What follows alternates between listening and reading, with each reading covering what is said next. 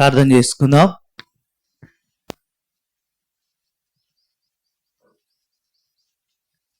మమ్మల్ని ఎంతగానో ప్రేమిస్తున్నాం మిక్కిలి ప్రియ పరలోకపు తండ్రి, మరొక పర్యాయము స్తోత్రమయ్యా. మీ ప్రియ పాద సన్నిధానంలోనికి అయోగ్యులమును, పాపులమును, ఎన్నిక లేని వారమును, నీచులమును, దేవా మీకు శత్రువులమును నాయన నన్ను మమ్మల్ని ప్రేమించి దేవా నన్ను మమ్మల్ని రక్షించాలన్న మీ ప్రగాఢ సంకల్పమును బట్టి మీ ప్రియ కుమారుడైన యేసు క్రీస్తు ప్రభు వారి ద్వారా ఆయన నా కొరకు మా కొరకు దేవా తన స్వరక్తమిచ్చి దేవా ఆ రక్తము విలువైనది, అమూల్యమైనది, నిర్దోషమైనది, నిష్కలంకమైనది.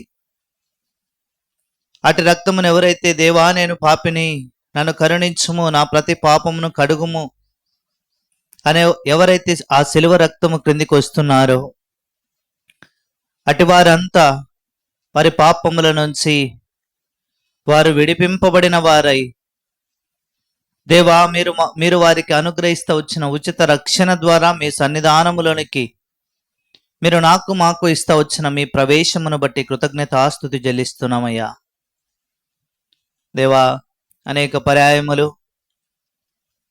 మా తండ్రి ఆ రక్తము క్రిందికి వచ్చిన మేము పడిపోయినప్పటికీ నేనున్నాను, నీ జీవితమును తిరిగి కడతాను అని మీరు నన్ను మమ్మల్ని బలపరచి కృంగిపోయినప్పుడు దేవా, చేయి జారిపోయినప్పుడు దేవా, నిరాశ నిస్పృహలో ఉన్నప్పుడు చేయి పట్టి దేవ మమ్మల్ని పట్టుకొని ముందుకు నడిపించే దేవుడవయ్యా. మా పితరులతో వాగ్దానము చేసినట్లు మాతో కూడా వాగ్దానము చేసి ఆ వాగ్దానమును వ్యక్తిగత దేవా మా కుటుంబ విషయములు, సంఘ విషయములు నెరవేరుస్తూ వచ్చిన మీ ప్రేమను బట్టి కృతజ్ఞత ఆస్తుతి చెల్లిస్తున్నాము. దేవా కరుణించము తండ్రి. ప్రార్థించి ప్రకటించిన మేరకు సమయానికి మీ సన్నిధానంలో మీ ప్రజలముగా మేము చేరి మీ నామమును గణపరిచి ఆరాధించడానికి మీరు చూపుతూ వచ్చిన మీ కృపకై స్తోత్రాలు.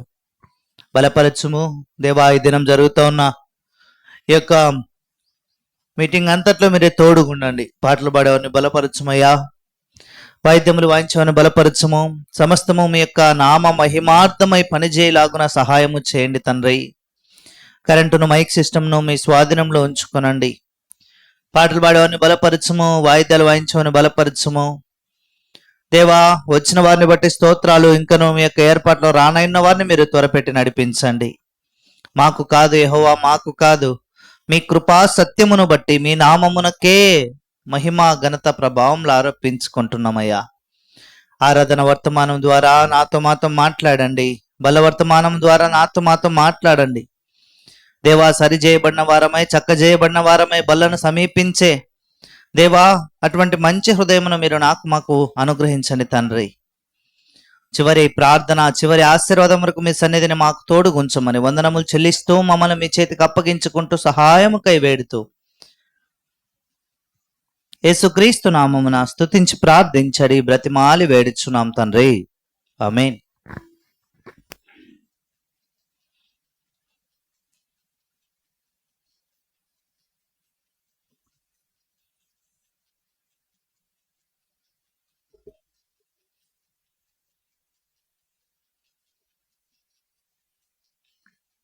పాటలు పాడుకుందాం.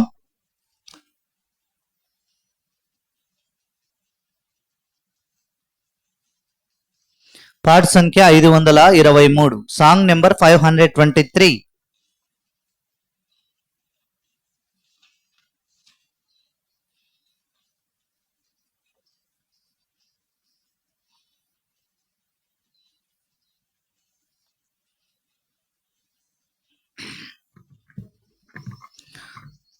మీరు బహుగా ఫలించినచో మహిమా కలుగును తండ్రికి. ఈ రీతిగా ఫలించినచో శిష్యులై ఉండేదారు. ఈ రీతిగా ఫలించినచో శిష్యులై ఉండేదారు.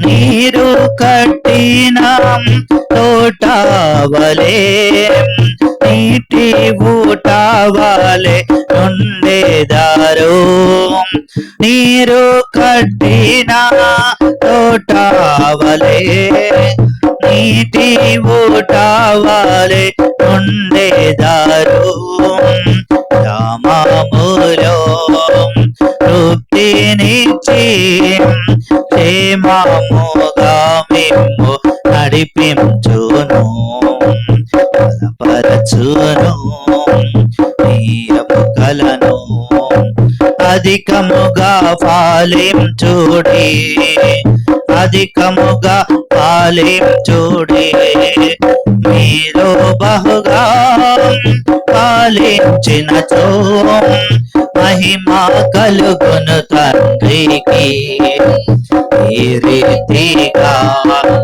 ఫలించినచో శిష్యులై ఉండేదారు ఈ రీతిగా ఫలించినచో శిష్యులై ఉండేదారు చెట్లు లేని మెట్టాలలో నదుల ప్రవహింప చేయో ప్రభువు చెట్లు లేని మెట్టాలలో నదుల ప్రవహింప చేయో ప్రభువు ఎండియున్నా నేల నిండా నీటి బొక్కలుగా చేయువాడు ఎండియున్నా నేల నిండా నీటి బొక్కలుగా చేయువాడు మన ప్రభువైన యేసునందు అధికముగా ఫలించుడి అధికముగా ఫలించుడి మీరు బహుగా ఫలించినచో మహిమ కలుగును తండ్రికి ఈ రీతిగా ఫలించినచో శిష్యులై ఉండేదారు ఈ రీతిగా ఫలించినచో శిష్యులై ఉండేదారు బడిగా ప్రవహించు నదిని పోలి విస్తరింపజే తన శాంతిని బడిగా ప్రవహించు నదిని పోలి విస్తరింపజేయు తన శాంతిని ఐశ్వర్యముతో నింపు మిమ్ము ముదిమి వరకు మిమ్ము మోయువాడు ఐశ్వర్యముతో నింపు మిమ్ము ముదిమి వరకు మిమ్ము మోయువాడు మన ప్రభువైన యేసునందు అధికముగా ఫలించుడి అధికముగా ఫలించుడి మీరు బహుగా ఫలించినచో మహిమ కలుగును తండ్రికి ఈ రీతిగా ఫలించినచో శిష్యులై ఉండేదారు ఈ రీతిగా ఫలించినచో శిష్యులై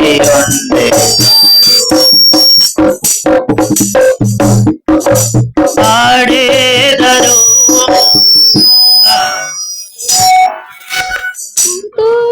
వేసెదరు కుంటివారు పాడేదారు మూగవారు గంతులు వేసెదరు కుంటివారు పొగడేదారు ప్రజలెల్లారు కాబోని ఆశ్చర్య కార్యములను పొగడేదారు ప్రజ ప్రభుని ఆశ్చర్య కార్యములను మహిమ ఘనత చెల్లించుచు ఘనత చెల్లించుచు హల్లెలూయా పాడేదారు హల్లెలూయా పాడేదారు మీరు బహుగా పాలించినచో మహిమా కలుగును తండ్రి ఈ రీతిగా పాలించినచో శిష్యులై ఉండేదారు ఈ రీతిగా పాలించినచో శిష్యులై ఉండేదారు.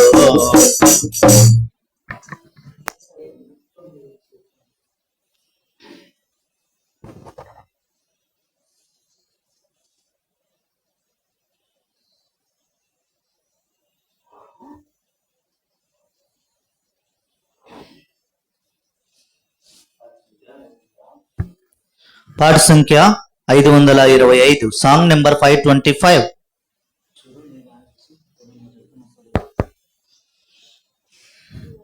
అద్భుత దివేనలు ప్రభువా కుమారించితివి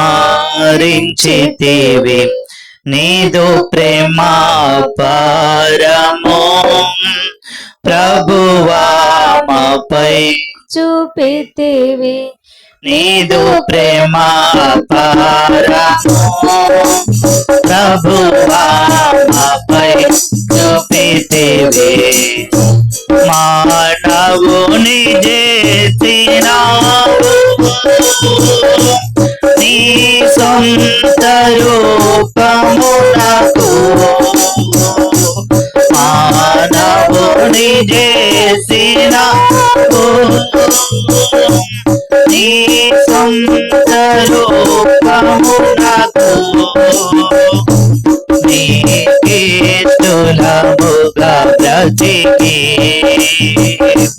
దీవెనలెన్నో పొందెదము నీకిష్టముగా బ్రతికి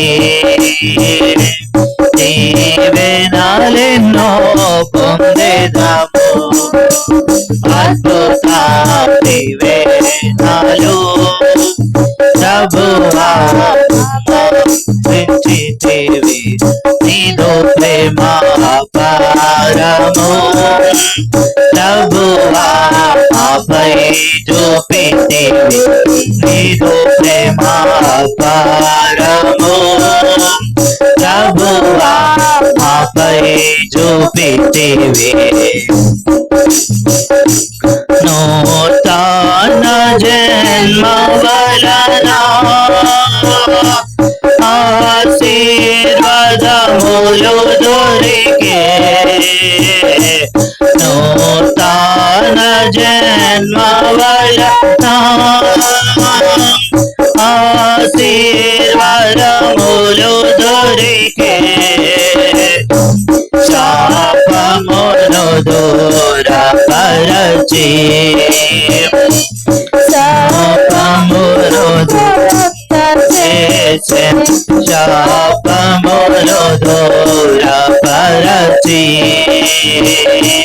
సర్వంబు క్రోత చేసే అద్భుత దివేనలు ప్రభువా మారించితివి నీదు ప్రేమ పారము ప్రభువా మాపై చూపితివి నీదు ప్రేమ పారము ప్రభువా మాపై చూపితివి లోకము నుండి వేరై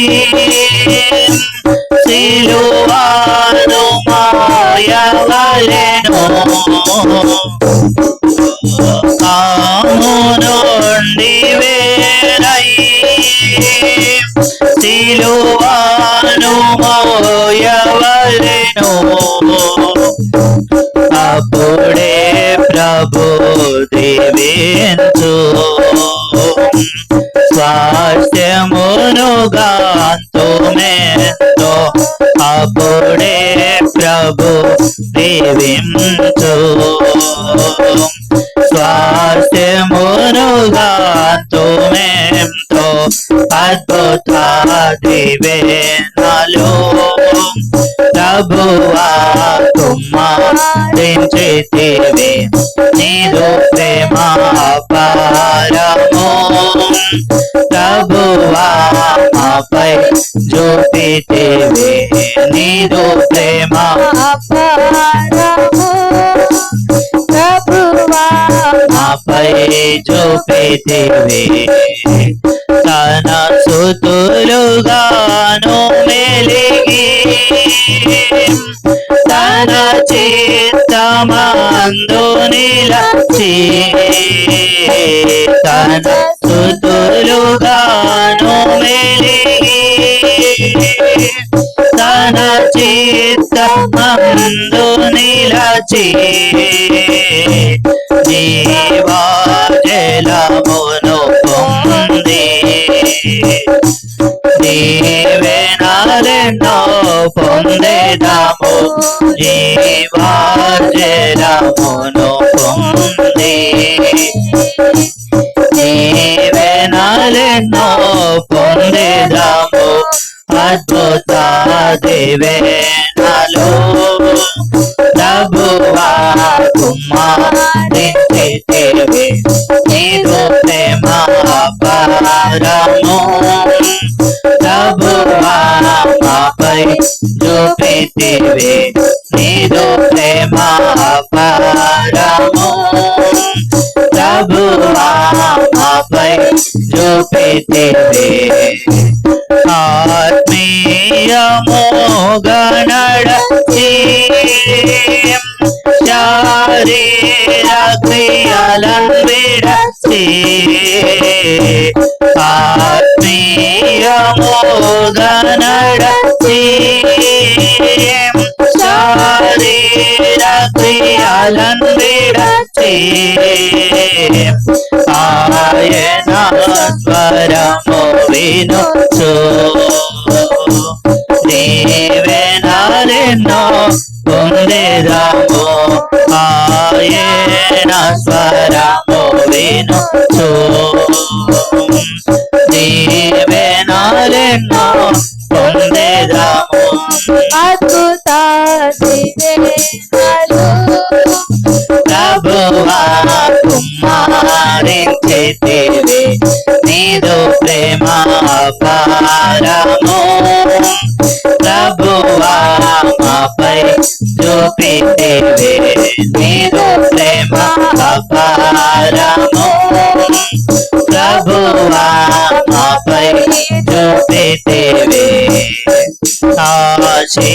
ఆశీర్వాదముల కొరకు పిలువబడి ఉన్నవనము ఆశీర్వాదముల కొరకు పిలువబడి ఉన్నవనము ఆజ్ఞలను నెరవేర్చినచో దీవెనలెన్నో పొందేదాము ఆజ్ఞలను నెరవేర్చినచో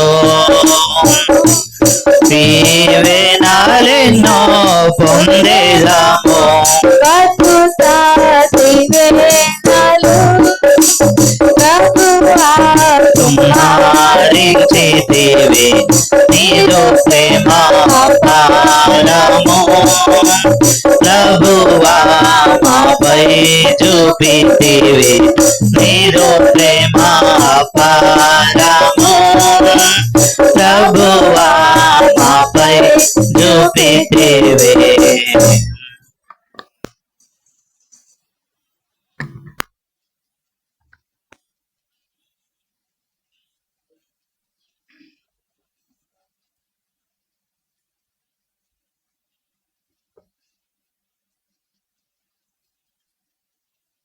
పాట సంఖ్య 526.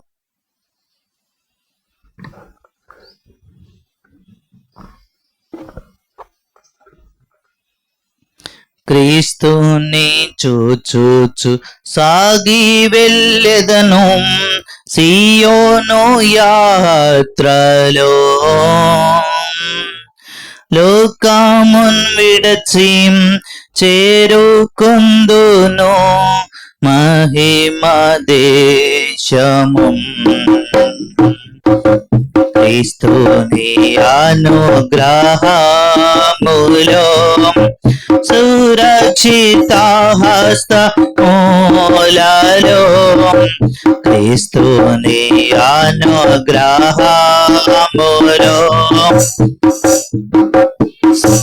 హస్తములలో మహానందముతో స్తుతించుచు చేరుదు నా దేశము. మహానందముతో స్తుతించుచు చేరుదు నా దేశము. ఎంతో సుందర జీవితము మహిమతో నిండినది, ఎంతో సుందర జీవితము మహిమతో నిండినది. సదా సర్వదా క్రీస్తుతో నుండి మహిమ పరచెదము, మహిమలో నుండెదను. సదా సర్వదా క్రీస్తుతో నుండి మహిమ పరచెదను, మహిమలో నుండెదను. దుఃఖ శ్రమరాలు నన్ను రక్షించు సాగు చోటు ఆయనే, సంకట క్లేశం పరీక్షలలో జయము పొందేదను. ప్రభునికై జీవించేదను, ఆయన అడుగు జాడలలో.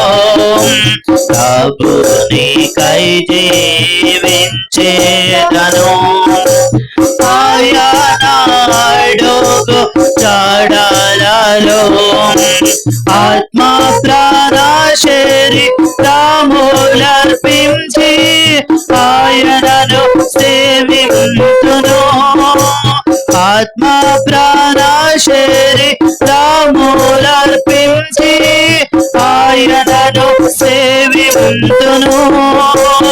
ఎంతో సుందర జీవితము మహిమతో నిండినది, ఎంతో సుందర జీవితము మహిమతో నిండినది. సదా సర్వదా క్రీస్తుతో నుండి మహిమ పరచెదను, మహిమలో నుండెదను.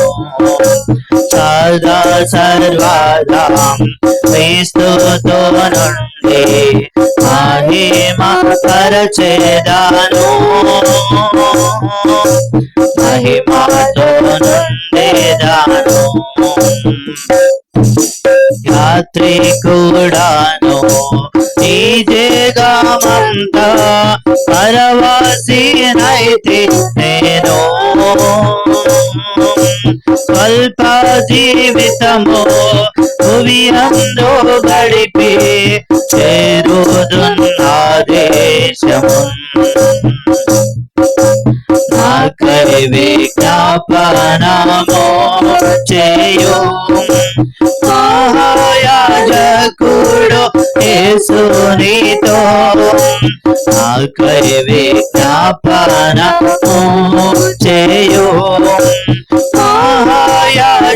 కూడు చేసునితో తోడి వారసుడ ఆయనతో నిత్యము చేరేదాను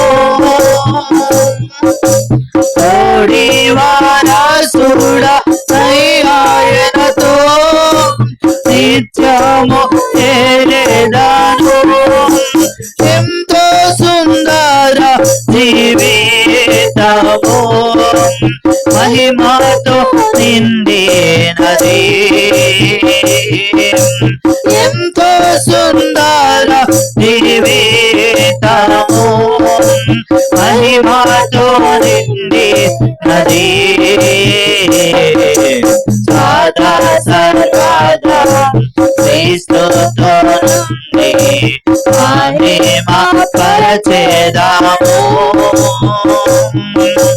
మహిమతో నుండేదాను సదా సర్వదా క్రీస్తుతో నుండి మహిమ పరచెదాను మహిమలో నుండెదాను.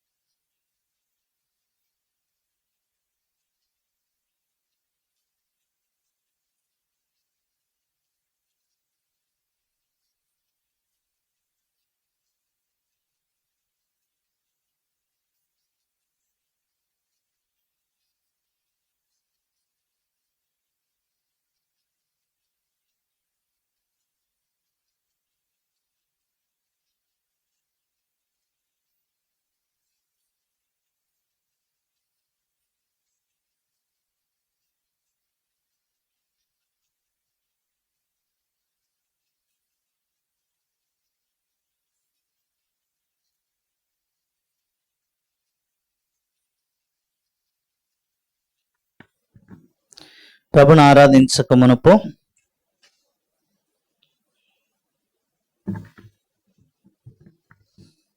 యథాప్రకారముగా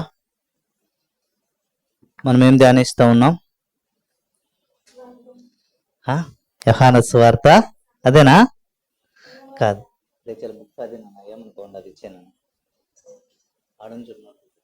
దాని కింద పాటలు కింద ఉంది మెసేజ్ చెప్పేది.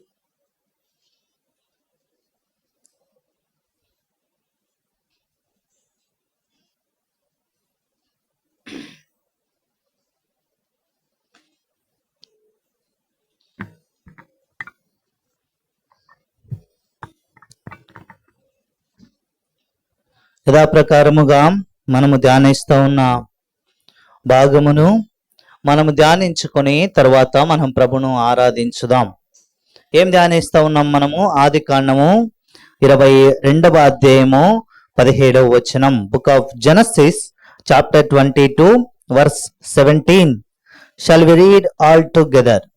మనమందరము కలిసి ఆ మాట చదువుకొని తర్వాత మనము ప్రభును ఆరాధించే ప్రయత్నం చేద్దాం.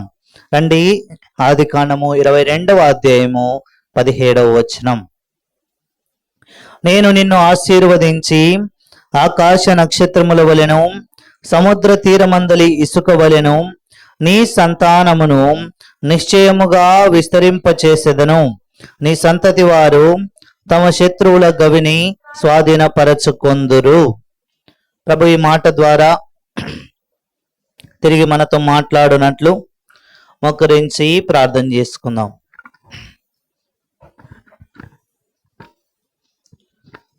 ప్రేమగల ప్రియ పరలోకపు తండ్రి, మరొక పర్యాయము స్తోత్రమయ్యా.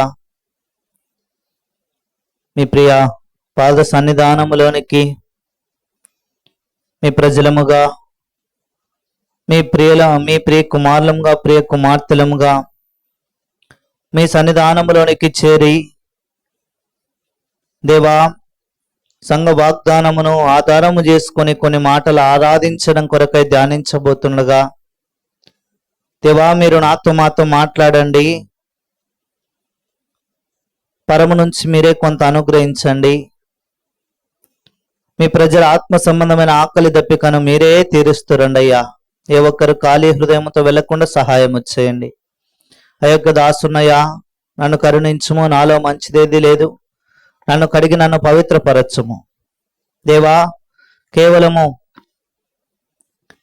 మీ ప్రజలకు క్షేమకరమైన సమాధాన వర్తమానము మీరు అనుగ్రహించండి. కేవలము మీ దయ, మీ ప్రజల ప్రార్థన ద్వారా మాత్రమే నేను నిలువబడుతున్నానయ్యా.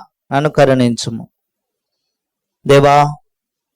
అనేకులు పాప క్షమాపణ అనుభవంలోనికి, నీ వాక్యపు వెలుగులోనికి రాగలుటకు మీరు సహాయం చేయమని వందనములు చెల్లిస్తూ మమ్మల్ని మీ చేతికి అప్పగించుకుంటూ మిక్కిలి వినయముతో యేసుక్రీస్తు నామమున స్తుతించి ప్రార్థించడి బ్రతిమాలి వేడుచున్నాం తండ్రి, ఆమేన్.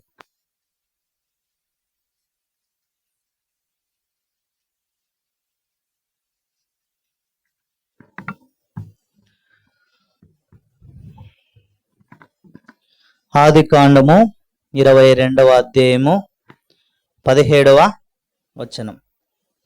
ఇక్కడ మనము చూస్తే ఏం కనపడతా ఉందంట? మనకైతే సంఘ వాగ్దానముగా దేవుడు ఏమి ఇచ్చాడు? నేను నిన్ను ఆశీర్వదించేదను, ఐ విల్ బ్లెస్ థీ అన్నాడు. ఇక్కడ మనము బాహ్య సంబంధమైన ఆశీర్వాదముల కొరకై రాలేదు కదండి.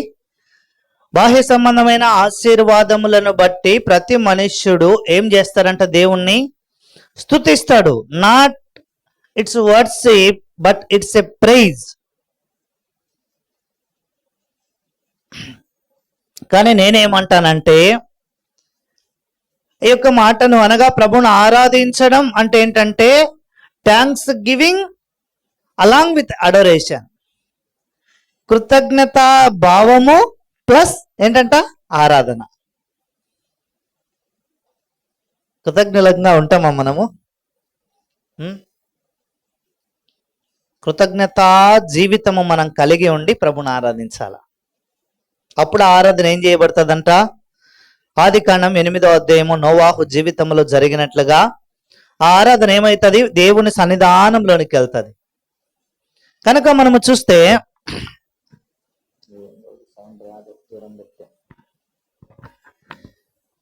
మనము చూస్తే ఇక్కడ ఈ యొక్క ఆది కాండం 22వ అధ్యాయం 17వ వచనంలో రాయించబడినట్లుగా దేవుడు మనల్ని ఆశీర్వదిస్తా వచ్చినాడు. అవునా కదండి?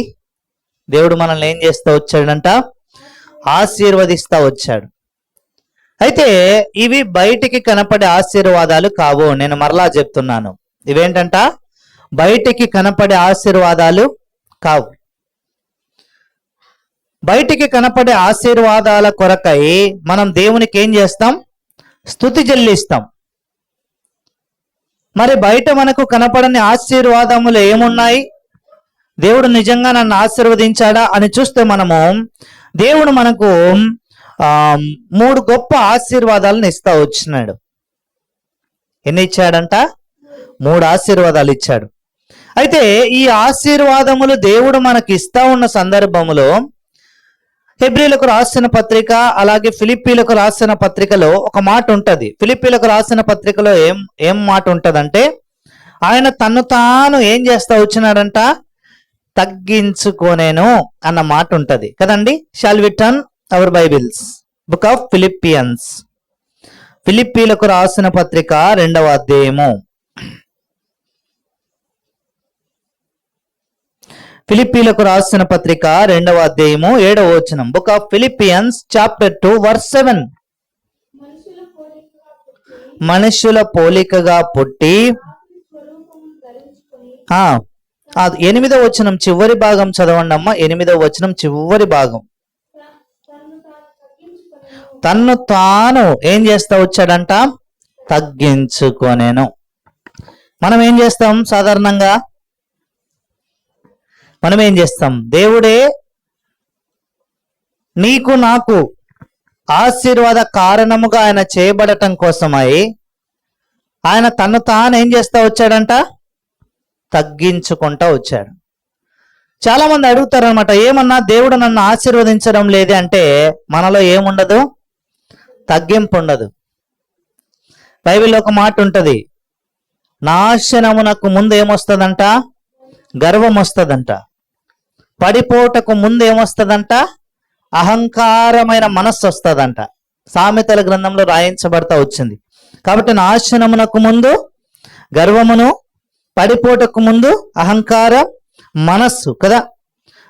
రండి ఆ మాట మనం చదువుకొని మనం ముందుకు సాగే ప్రయత్నం చేద్దాం. సామెతల గ్రంథం 16వ అధ్యాయము 18వ వచనం. సామెతల గ్రంథం 16వ అధ్యాయం 18వ వచనం. Book of Proverbs chapter 16 verse 18. నాశనమునకు ముందు గర్వము నడచును, పడిపోటకు ముందు అహంకారమైన మనస్సు నడచును. కాబట్టి ఇక్కడ మనము చూస్తే యేసుక్రీస్తు ప్రభువారేమో నీకు నాకు ఆశీర్వాద కారణముగా ఉంటే ఆయన ఏమంటూ ఉన్నాడు? ఆయన తనను గురించి తాను పలుకుతూ ఉన్నప్పుడు ఆయన తను తాను ఏం చేస్తా వచ్చాడంట?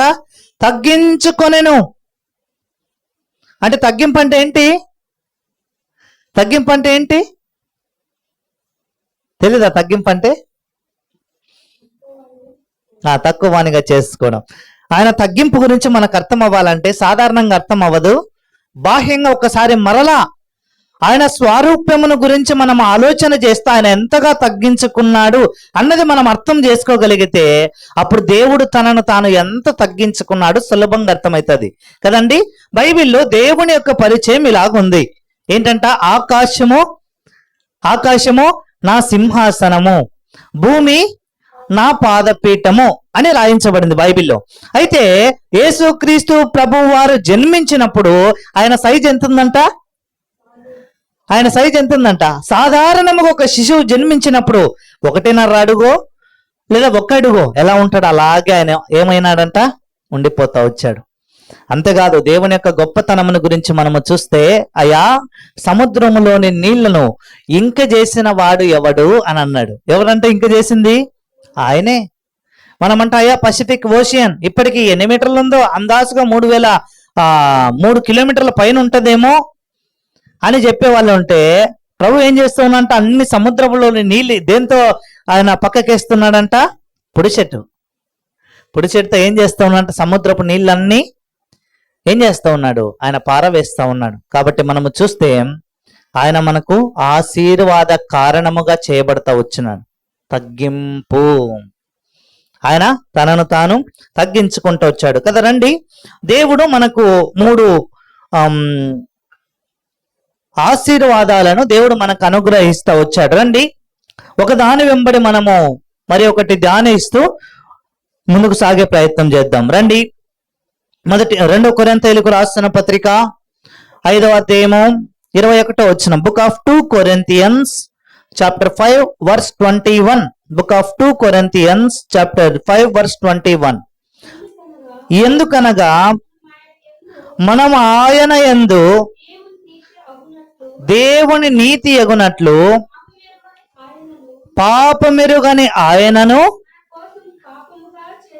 మన కోసము ఏమైపోతా వచ్చాడంట? ఆయన పాపముగా చేయబడతా వచ్చాడు. ఇప్పుడు మనము చూస్తే సాధారణముగా అయ్యా దేవుడు మనల్ని ప్రేమించి ఆశీర్వదించాడు. అందులో ఎట్లాంటి ఆలోచన మనం ఆలోచించి అయ్యో దేవుడు నన్ను ఆశీర్వదించాడా లేదా అని గందరగోళమైన పరిస్థితుల్లో ఉండాల్సిన అక్కర లేదు. కానీ దేవుడు మనల్ని ఆశీర్వదించాడు. అయితే ఇది ఆత్మ సంబంధమైన ఆశీర్వాదము. కాబట్టి మొట్టమొదటిగా పాపులమైన మనలని దేవుడు ఏం చేస్తూ ఉన్నాడంటే ఇక్కడ ఏం చేస్తూ ఉన్నాడు? నీతిమంతులుగా చేస్తా ఉన్నాడు. ఇది మొట్టమొదటి ఆశీర్వాదం. మరి అయ్యా ఈ దేవుడు అనగా యేసుక్రీస్తు ప్రభు అని పిలువబడే ఈ దేవుడు నన్ను నీతిమంతులుగా చేయడం కోసమై ఆయన ఏమైపోతా వచ్చాడంట? ఆయన పాపిగా చేయబడతా వచ్చాడు. ఇది చాలా జాగ్రత్తగా ఆలోచించాల్సిన విషయం. ఇక్కడ మనము చూస్తే దేవుని స్థానాన్ని దేవుడు ఎవరికి ఇచ్చాడంట? మనకిచ్చాడు. మన స్థానాన్ని దేవుడు ఏం చేస్తూ వచ్చాడంట? భరిస్తూ వచ్చాడు. ఇది ఆత్మ సంబంధమైన ఆశీర్వాదం. ఇక్కడ మనము చూస్తే రోమీలకు రాసిన పత్రిక 3వ అధ్యాయం 11వ వచనంలో ఒక మాట రాయించబడి ఉంటది. ఏం రాయించబడి ఉంటదంట? అయ్యా నీతిమంతుడు లేడు, ఒక్కడనూ లేడు, అందరూ ఏం చేస్తున్నారంట? పాపము చేసి ఉన్నారు. There is no one is righteousness. ఎవరు కూడా నీతిమంతుడు లేడు. No one, none is righteous and no one yet. కాబట్టి ఒక్కరు కూడా నీతిమంతుడు లేడు. అందరు కూడా ఎట్లా ఉన్నారంట? పాపపు అలవాట్లు, పాపపు జీవితమును జీవిస్తూ ఉన్నారు అని ఈ యొక్క రోమీలకు రాసిన పత్రిక చాలా చక్కగా బయలుపరుస్తూ ఉంది. మనం ఈ మాట మనకు అర్థం అవ్వాలంటే తిరిగి ఎక్కడికి వెళ్ళాలా? కీర్తనల గ్రంథం 51వ అధ్యాయం 5వ వచనం.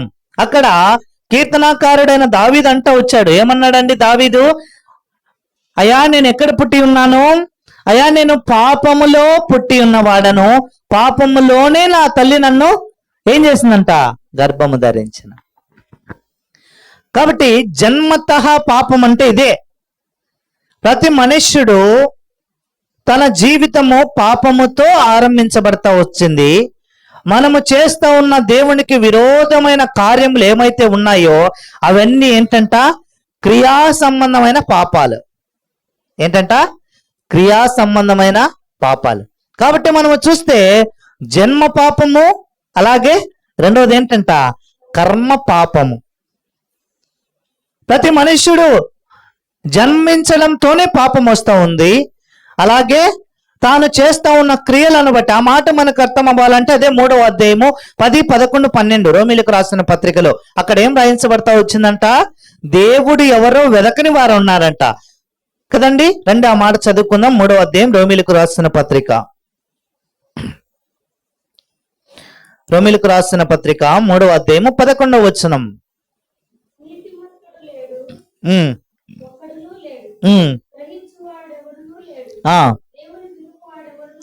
దేవుని వెదకువాడు ఎవడునూ లేడంట. There is no one seeketh after God. దేవుణ్ణి వెదకేవాడు ఏమి చేయడంట? పాపము చేయడు. పాపము చేయని వాడు దేవుణ్ణి, పాపము చేసేవాడు దేవుణ్ణి వెదకడు, దేవుణ్ణి వెదకేవాడు ఏం చేయడంట? పాపము చేయడు. కాబట్టి ఇక్కడ మనము చూస్తే ఈ రోమీలకు రాసిన పత్రిక 3వ అధ్యాయము 11వ వచనంలో అయ్యా నీతిమంతుడు లేడు. మొదటిగా అంటే మనుషులందరిలో ఏముందంట? పాపం ఉంది. రోమీలకు రాసిన పత్రిక 6:23లో రాయించబడింది. ఏం రాయించబడతా వచ్చిందంట? ఏ భేదమును లేదు, అందరూ పాపము చేసి దేవుడు అనుగ్రహించే మహిమను పొందలేకపోతున్నారు కదా. కాబట్టి పాపపు జీవితం జీవిస్తా ఉంటే జన్మతః పాపము, అలాగే క్రియా సంబంధమైన పాపము. అయితే యేసుక్రీస్తు ప్రభు వారి యొక్క జన్మం మనము చూస్తే మత్తయి సువార్త 1వ అధ్యాయము 17, 18 వచనాల్లో అక్కడ ఏం రాయించబడతా వచ్చింది? ఆమె పరిశుద్ధాత్మ వలన ఏమైందంట? గర్భము ధరించి. ఎవరి వలన అంట? మనుషుని వలన కాదు. అందుకే యేసుక్రీస్తు ప్రభు వారి జననములో ఏం లేదంట? పాపము లేదు. రెండోదిగా మనం ముందుకు సాగినట్లయితే యోహాను సువార్తలో ఆయన అంటూ వచ్చాడు. ఏమన్నాడు? అయ్యా నాలో పాపం ఉన్నదని మీలో ఎవరైనా స్థాపించగలరా? యోహాను సువార్త 8వ అధ్యాయము 46వ వచనం. Which of you conceive with me of sin అని అంట యేసుక్రీస్తు ప్రభు వారు అన్నాడు కదా. అయ్యా నాలో పాపం ఉన్నదని మీలో ఎవరైనా స్థాపించగలరు. అదేంటంట? సవాలు. అనేక మంది ఉన్నారు కానీ వారు ఏం చేస్తూ ఉన్నారంట? మౌనంగా ఉండిపోతా వచ్చారు. There is no question. కాబట్టి జన్మములో పాపము లేదు, ఆయన జీవించిన జీవితములో పాపము లేదు. పాపము లేని జన్మ, పాపము లేని జీవితం. అయితే నీతిమంతుడైన ఆ దేవుడు నిన్ను నన్ను నీతిమంతునిగా చేయాలని ఆయన ఏమైపోతా వచ్చాడంట? పాపిగా చేయబడతా వచ్చాడు. మనము చూస్తే యెషయా గ్రంథం 53లో రాయించబడతా వచ్చింది. మన అందరి దోష శిక్ష ఎవరి మీద మోపబడిందంట? అతని మీద మోపబడెను. రండి 53వ అధ్యాయం 7వ వచనం. Book of Isaiah chapter 53.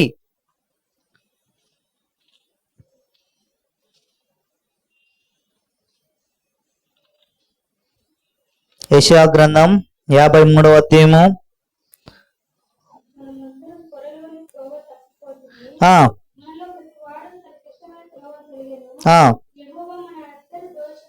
యెహోవా మన అందరి దోషమును అతని మీద మోపెను. దోషం ఎవరిది? దోషము మనది.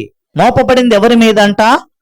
ఆ దేవుని మీద మోపబడతా వచ్చింది. కాబట్టి చాలా మంది అనుకుంటూ ఉంటారు, అయ్యా తప్పు చేయకపోతే ఎందుకు మీ దేవునికి ఆ శిక్షణ ఇచ్చారు? ఎందుకు మీ దేవునికి ఆ సిలువకు అప్పగిస్తా వచ్చారు అని అంటే, యేసుక్రీస్తు ప్రభు వారు వచ్చిందే దేనికోసమంట? ఆయన నిన్ను నన్ను మన పాపముల నుండి మనల్ని విడిపించడం కోసమై వచ్చాడు. అలా విడిపింపబడాలి అని అంటే మీరు అనుకోవచ్చు, చాలా మంది అంటారు ఏమని తెలుసండి, అయ్యా యేసుక్రీస్తు ప్రభు వారు పాపులను రక్షించడం కోసమై వస్తే మనుషుడిగా ఎందుకు రావాలా? మనుషుడిగా రాకోకుండా ఆకాశము నుండి ఒక గొప్ప స్వరముతో ఒక కేక వేసి ఈ ప్రజలంతా రక్షింపబడను గాక అని పలికి ఉండొచ్చుగా. మరి ఎందుకు అలా పలకట్లేదు? ఆ దేవాతి దేవుడు తగ్గించుకొని మనుషునిగా జన్మించి 33.5 సంవత్సరం జీవించడం ఏంటికి? ఆ కలువరి శిలువలో ఆయన బలియాగముగా చేయబడటం ఎందుకు అని చాలా మందికి ప్రశ్న ఉంటది. వాస్తవానికి మనము చూస్తే దేవుడు ఆ గొప్ప శబ్దముతో అనేకులను రక్షించవచ్చు. అయితే ప్రభు కోరుకుంటా ఉన్నది ఏంటంటే, ప్రతి మనుష్యుడు దేవుని దగ్గరికి స్వేచ్ఛగా రావాలా. ఎలా రావాలంట? స్వేచ్ఛగా రావాలి. ఇప్పుడు మనము చూస్తే చాలా మంది మనము దేవుని గురించి ప్రకటించడానికి వెళ్తే వాళ్ళు అంటారు, రే ఏంద్రా మతం మారుస్తున్నావు నువ్వు? ఏంటంట? మతం మారుస్తున్నావు. విచారకరమైన సంగతి ఏంటంటే, భారతదేశములో ఇప్పటి వరకు అయ్యా ఒక క్రైస్తవుడు వచ్చి హిందువుడుగా ఉన్న నన్ను, ముస్లింగా ఉన్న నన్ను మతం మార్చారు బలవంతంగా అన్న ఒక్క కేసు కూడా లేదు. కానీ ప్రజల చేత నిందింపబడతా ఉన్న ఏకైక ప్రజలు అనుకునే మతము క్రైస్తవ మతం. చూసినారా ఎంత బాధాకరమైన విచారకరమైన సంగతో? ఎక్కడే ఒక్క పోలీస్ స్టేషన్లో అయినా అయ్యా పలానోడు వచ్చి నా దగ్గరికి వచ్చి హిందూగా జీవిస్తూ ఉంటే, ముస్లింగా జీవిస్తూ ఉంటే, జైనులకు సంబంధించిన వాడిని అయితే బుద్ధుని నేను ఆరాధిస్తూ ఉంటే ఆ మతమును స్వీకరించద్దని చెప్పి నన్ను ప్రలోభ పెట్టి నన్ను క్రైస్తవునిగా స్వీకరించడానికి వారు ప్రోత్సహిస్తూ వచ్చారు అన్న ఒక్క కేసు ఉందండి? చరిత్రలో లేదు, ఇక మీద ఉండబోదు. దట్ ఈజ్ క్రిస్టియానిటీ కదా. కాబట్టి ప్రభు ఏం కోరుకుంటా ఉన్నాడు? స్వేచ్ఛగా రావాలి. ఒకవేళ ఏ క్రైస్తవుడైనా, ఏ దేవుని సేవకుడైనా, ఏ సంఘ పెద్దైనా, ఏ సండే స్కూల్ టీచర్ అయినా ఒక క్రైస్తవుడు ఇంకొక వ్యక్తిని అట్లాగా మార్చినా అదేంటంట రక్షణ కాదు. దేవుడు ఎప్పుడు అంగీకరించిన ఆ వ్యక్తిని. ఒక వ్యక్తి తనంతటా తాను రావాలి. ఇది ప్రభు కోరుకునేది. మూడవది, ఈ ప్రశ్నల పరంపరం నేను జవాబులు మీకు చెప్పే ప్రయత్నం చేస్తా ఉన్నా. మొదటిగా, ఎందుకయ్యా దేవుడు గొప్ప స్వరముతో అందరినీ రక్షించవచ్చు కదా అంటే దానికి జవాబు ఇదే. ఏంటంట? దేవుని దగ్గరికి ప్రతి మనుషుడు తనంతట తాను రావాల స్వేచ్ఛగా, అది దేవుడికి ఇష్టం. రెండవది, మరి ఎందుకయ్యా యేసుక్రీస్తు ప్రభువుని శిలువ మీద వేలాడదీయేస్తా వచ్చినారు? మామూలుగా చంపొచ్చుగా. ఎందుకు? తప్పు చేసిన దొంగను అదే శిక్ష వేసిరి. తప్పు చేయలేదని మీరు అంటున్నారు కదా, మీ యేసయ్యను కూడా అట్లాగే ఎందుకు వేశారు అన్న ప్రశ్న నీలో ఉంటే జవాబు చెప్తా చూడు సోదరా. యేసుక్రీస్తు ప్రభు వారు భూమి మీదకి వచ్చింది సమస్త మానవాళిని రక్షించడం కోసమై. ఎలా రక్షించాలి అన్నది దేవుని ప్రణాళిక. ఆ దేవుని ప్రణాళిక ఏంటంటే, ఆయన తన స్వరక్తం ఇచ్చి అని రాయించబడింది. ఏంటంట? ఆయన తన స్వరక్తం ఇచ్చి. బైబిల్లో చాలా రకాలైన మరణాలు ఉన్నాయి కదా. వాటిలో ఒకటి ఏంటంట? ఉరి శిక్ష. వాటిలో ఒకటి ఏంటంట? ఉరి శిక్ష. ఎక్కడ రాయించబడింది ఉరి శిక్ష? ఎక్కడ? ఉరి శిక్షలు ఎవరికి వేయలేదా? అంతేనా? ఎస్తేరు గ్రంథంలో ఒక పెద్ద మనుషుడు కనపడతాడు, పెద్ద హోదా. ఎవరంట ఆయన? హామాను. మామూలుడు కాదు, కుయుక్తి మంత్రి. ఏంటంట? కుయుక్తి మంత్రి. వాడు ఏం చేశాడంటే ఆ మనుషుడు, ఈ హామాన్ అన్నవాడు కదా, హామాను దేవుని ప్రజలను చంపాలి అనుకున్నాడు. ఏమనుకున్నాడు? దేవుని ప్రజలను చంపాలా అని అనుకున్నాడు. కానీ చివరికి చావు ఎవరికి వచ్చిందంట? ఫస్ట్ వాడికే వచ్చింది కదా. కాబట్టి మరణ శిక్షలు ఉన్నాయి బైబిల్లో కూడా. అంతేకాదండి, రాళ్లతో కొట్టే చంపడం కూడా ఉంది. ఎక్కడ రాయించబడిందంట ఆ మాట? అపోస్తల కార్యం 8వ అధ్యాయం స్టెఫెను ఉదాహరణకి. రాళ్లతో కొట్టి కూడా చంపచ్చు. మరి ఎందుకయ్యా యేసుక్రీస్తు ప్రభువు శిలువ మరణమే పొందాడంటే, మనము బైబిల్ అనగా ఈ 4 పుస్తకాలు నూతనమైన నిబంధనలో మత్తయి సువార్త, మార్కు సువార్త, లూకా, యోహాను సువార్తలు చాలా చక్కగా ధ్యానించగలిగితే ఏం రాయించబడి ఉంటది? ఆయన శరీరంలో ఒక్క బొట్టు కూడా రక్తం ఉంచుకోలేదంట. ఏంటంట? ఆయన శరీరములో ఆయన కోసం ఒక్క బొట్టు కూడా రక్తపు బిందువు ఉంచుకోలే. ఆయన ఏమైపోయినాడంట? ఆ రక్తం అంతా చిందించాడు. రక్తం అంతా చిందింపబడగలిగే మరణ శిక్ష ఏదైనా ఉందా అని అంటే అది శిలువ మాత్రమే. అర్థమైందండి? ఆయన తన స్వరక్తం అంతా చిందించాడు, ఎక్కడ కూడా రక్తం లేదు. అందుకే చివరిగా మనము చూస్తే పాపం ఒక కళ్ళు కనపడిన ఒక అక్కడ పనిచేసే రోమా సైనికుడు యేసుక్రీస్తు ప్రభువాన్ని పొడవబోయి పాపం వేరే చోట పొడిచాడు. అక్కడ నుంచి ఏమొచ్చిందంట? రక్తమును, పక్కన ఇంకో మాట రాయించబడింది, నీరు. రక్తము నీరు రెండు వచ్చినాయంట. ఎప్పుడు వస్తుంది నీరు చెప్పండి? సాధారణంగా రక్తం అంతా అయిపోయిన తర్వాత నీరు వస్తుంది కదా. ఇప్పుడు ఇంకో ప్రశ్న కూడా వస్తుంది కొంతమందికి, ఏంటి తెలుసండి? ఒక మనిషికి మహా అంటే 5 నుంచి 6 లీటర్లు లేదా 9 లీటర్లు ఉంటుందేమో రక్తము. ఈ రక్తము సమస్త మానవాళి మీద ఒక్కొక్క చుక్క చల్లినా కూడా ఏం కాదంట, సరిపోదు కదా. మరి మీ యేసయ్య రక్తము ఎట్లా ప్రతి మనిషిని పవిత్రపరుస్తుంది అన్న ప్రశ్న ఉంటది. యేసుక్రీస్తు ప్రభు వారి రక్తం ఎలా ప్రవహిస్తూ ఉందంట? నది వాలే యేసు రక్తము సిలువలో నుండి ప్రవహించే, పాపము కడిగే మలినంబు తోడిచే, పాపము కడిగే మలినంబు తోడిచే ఆ ప్రశస్త రక్తమే. ఇప్పుడు చాలు, ఇందాకేం నేర్చుకుంటూ వచ్చాం? అయ్యా ఆ దేవుని రక్తం 5 లీటర్లు 6 లీటర్లు, అవునా? ఓకే మంచిదే. ముందు మనం ఆయన మహోన్నతుడైన ఆయన యొక్క శరీరాన్ని గురించి మనం ఆలోచిస్తూ వచ్చాం. ఏమన్నాము? ఆకాశము ఏంటంట? ఆయన సింహాసనము, భూమి ఆయన పాదపీఠం. ఇప్పుడు అట్లాంటి వాని రక్తం ఎంత ఉండాలండి? ఎంత ఉండాలా? ఇప్పుడు సాధారణంగా 5 అడుగులు ఎత్తున్న వ్యక్తికి 5 లీటర్లు అంటే భూమి అంత పాదపీఠం కలిగిన వానికి ఎంత రక్తం ఉండాలో మీరే చెప్పాలా. You have to calculate. That is your basing on your knowledge కదా. ఆ రక్తం ఎట్లాంటిదంట? నది వలె ప్రవహించింది. కాబట్టి ప్రియమైన సహోదరుడు, ప్రియమైన సహోదరి, ప్రభుని ఆరాధిస్తూ ఉన్నప్పుడు మొట్టమొదటిగా మనం ఏం జ్ఞాపకం చేసుకోవాలంటే, ఆయన మనల్ని ఏం చేస్తూ వచ్చాడంట? మనల్ని నీతిమంతుడిగా చేయడం కోసమై ఆయన ఏం చేయబడతా వచ్చాడంట? ఆయన పాపిగా చేయబడతా వచ్చాడు. మన పాపపు స్థానమును ఆయన తీసుకున్నాడు. ఆయన నీతి కలిగిన జీవితాన్ని, నీతిమంతుడు అన్న బిరుదు ఎవరికి ఇచ్చాడంట? మనకిచ్చాడు. కాబట్టి మొట్టమొదటిగా ప్రభుని ఆరాధిస్తూ ఉన్నప్పుడు, దేవా నీవు నన్ను ఏం చేస్తూ ఉన్నావు? ఆశీర్వదిస్తూ ఉన్నావు. నా పాపపు స్థానాన్ని నువ్వు తీసుకున్నావు, నన్ను నీతిమంతునిగా చేస్తా వచ్చావయ్యా అని ఏం చేయాలా? ప్రభుని ఆరాధించాలా. రండి రెండవ అనుభవంలోనికి వెళ్దాం. రెండవ అనుభవం 2 కొరింథీయులకు రాసిన పత్రిక 8వ అధ్యాయం 9వ వచనం. Book of 2 Corinthians chapter 8 verse 9. 2 కొరింథీయులకు రాసిన పత్రిక 8వ అధ్యాయం 9వ వచనం.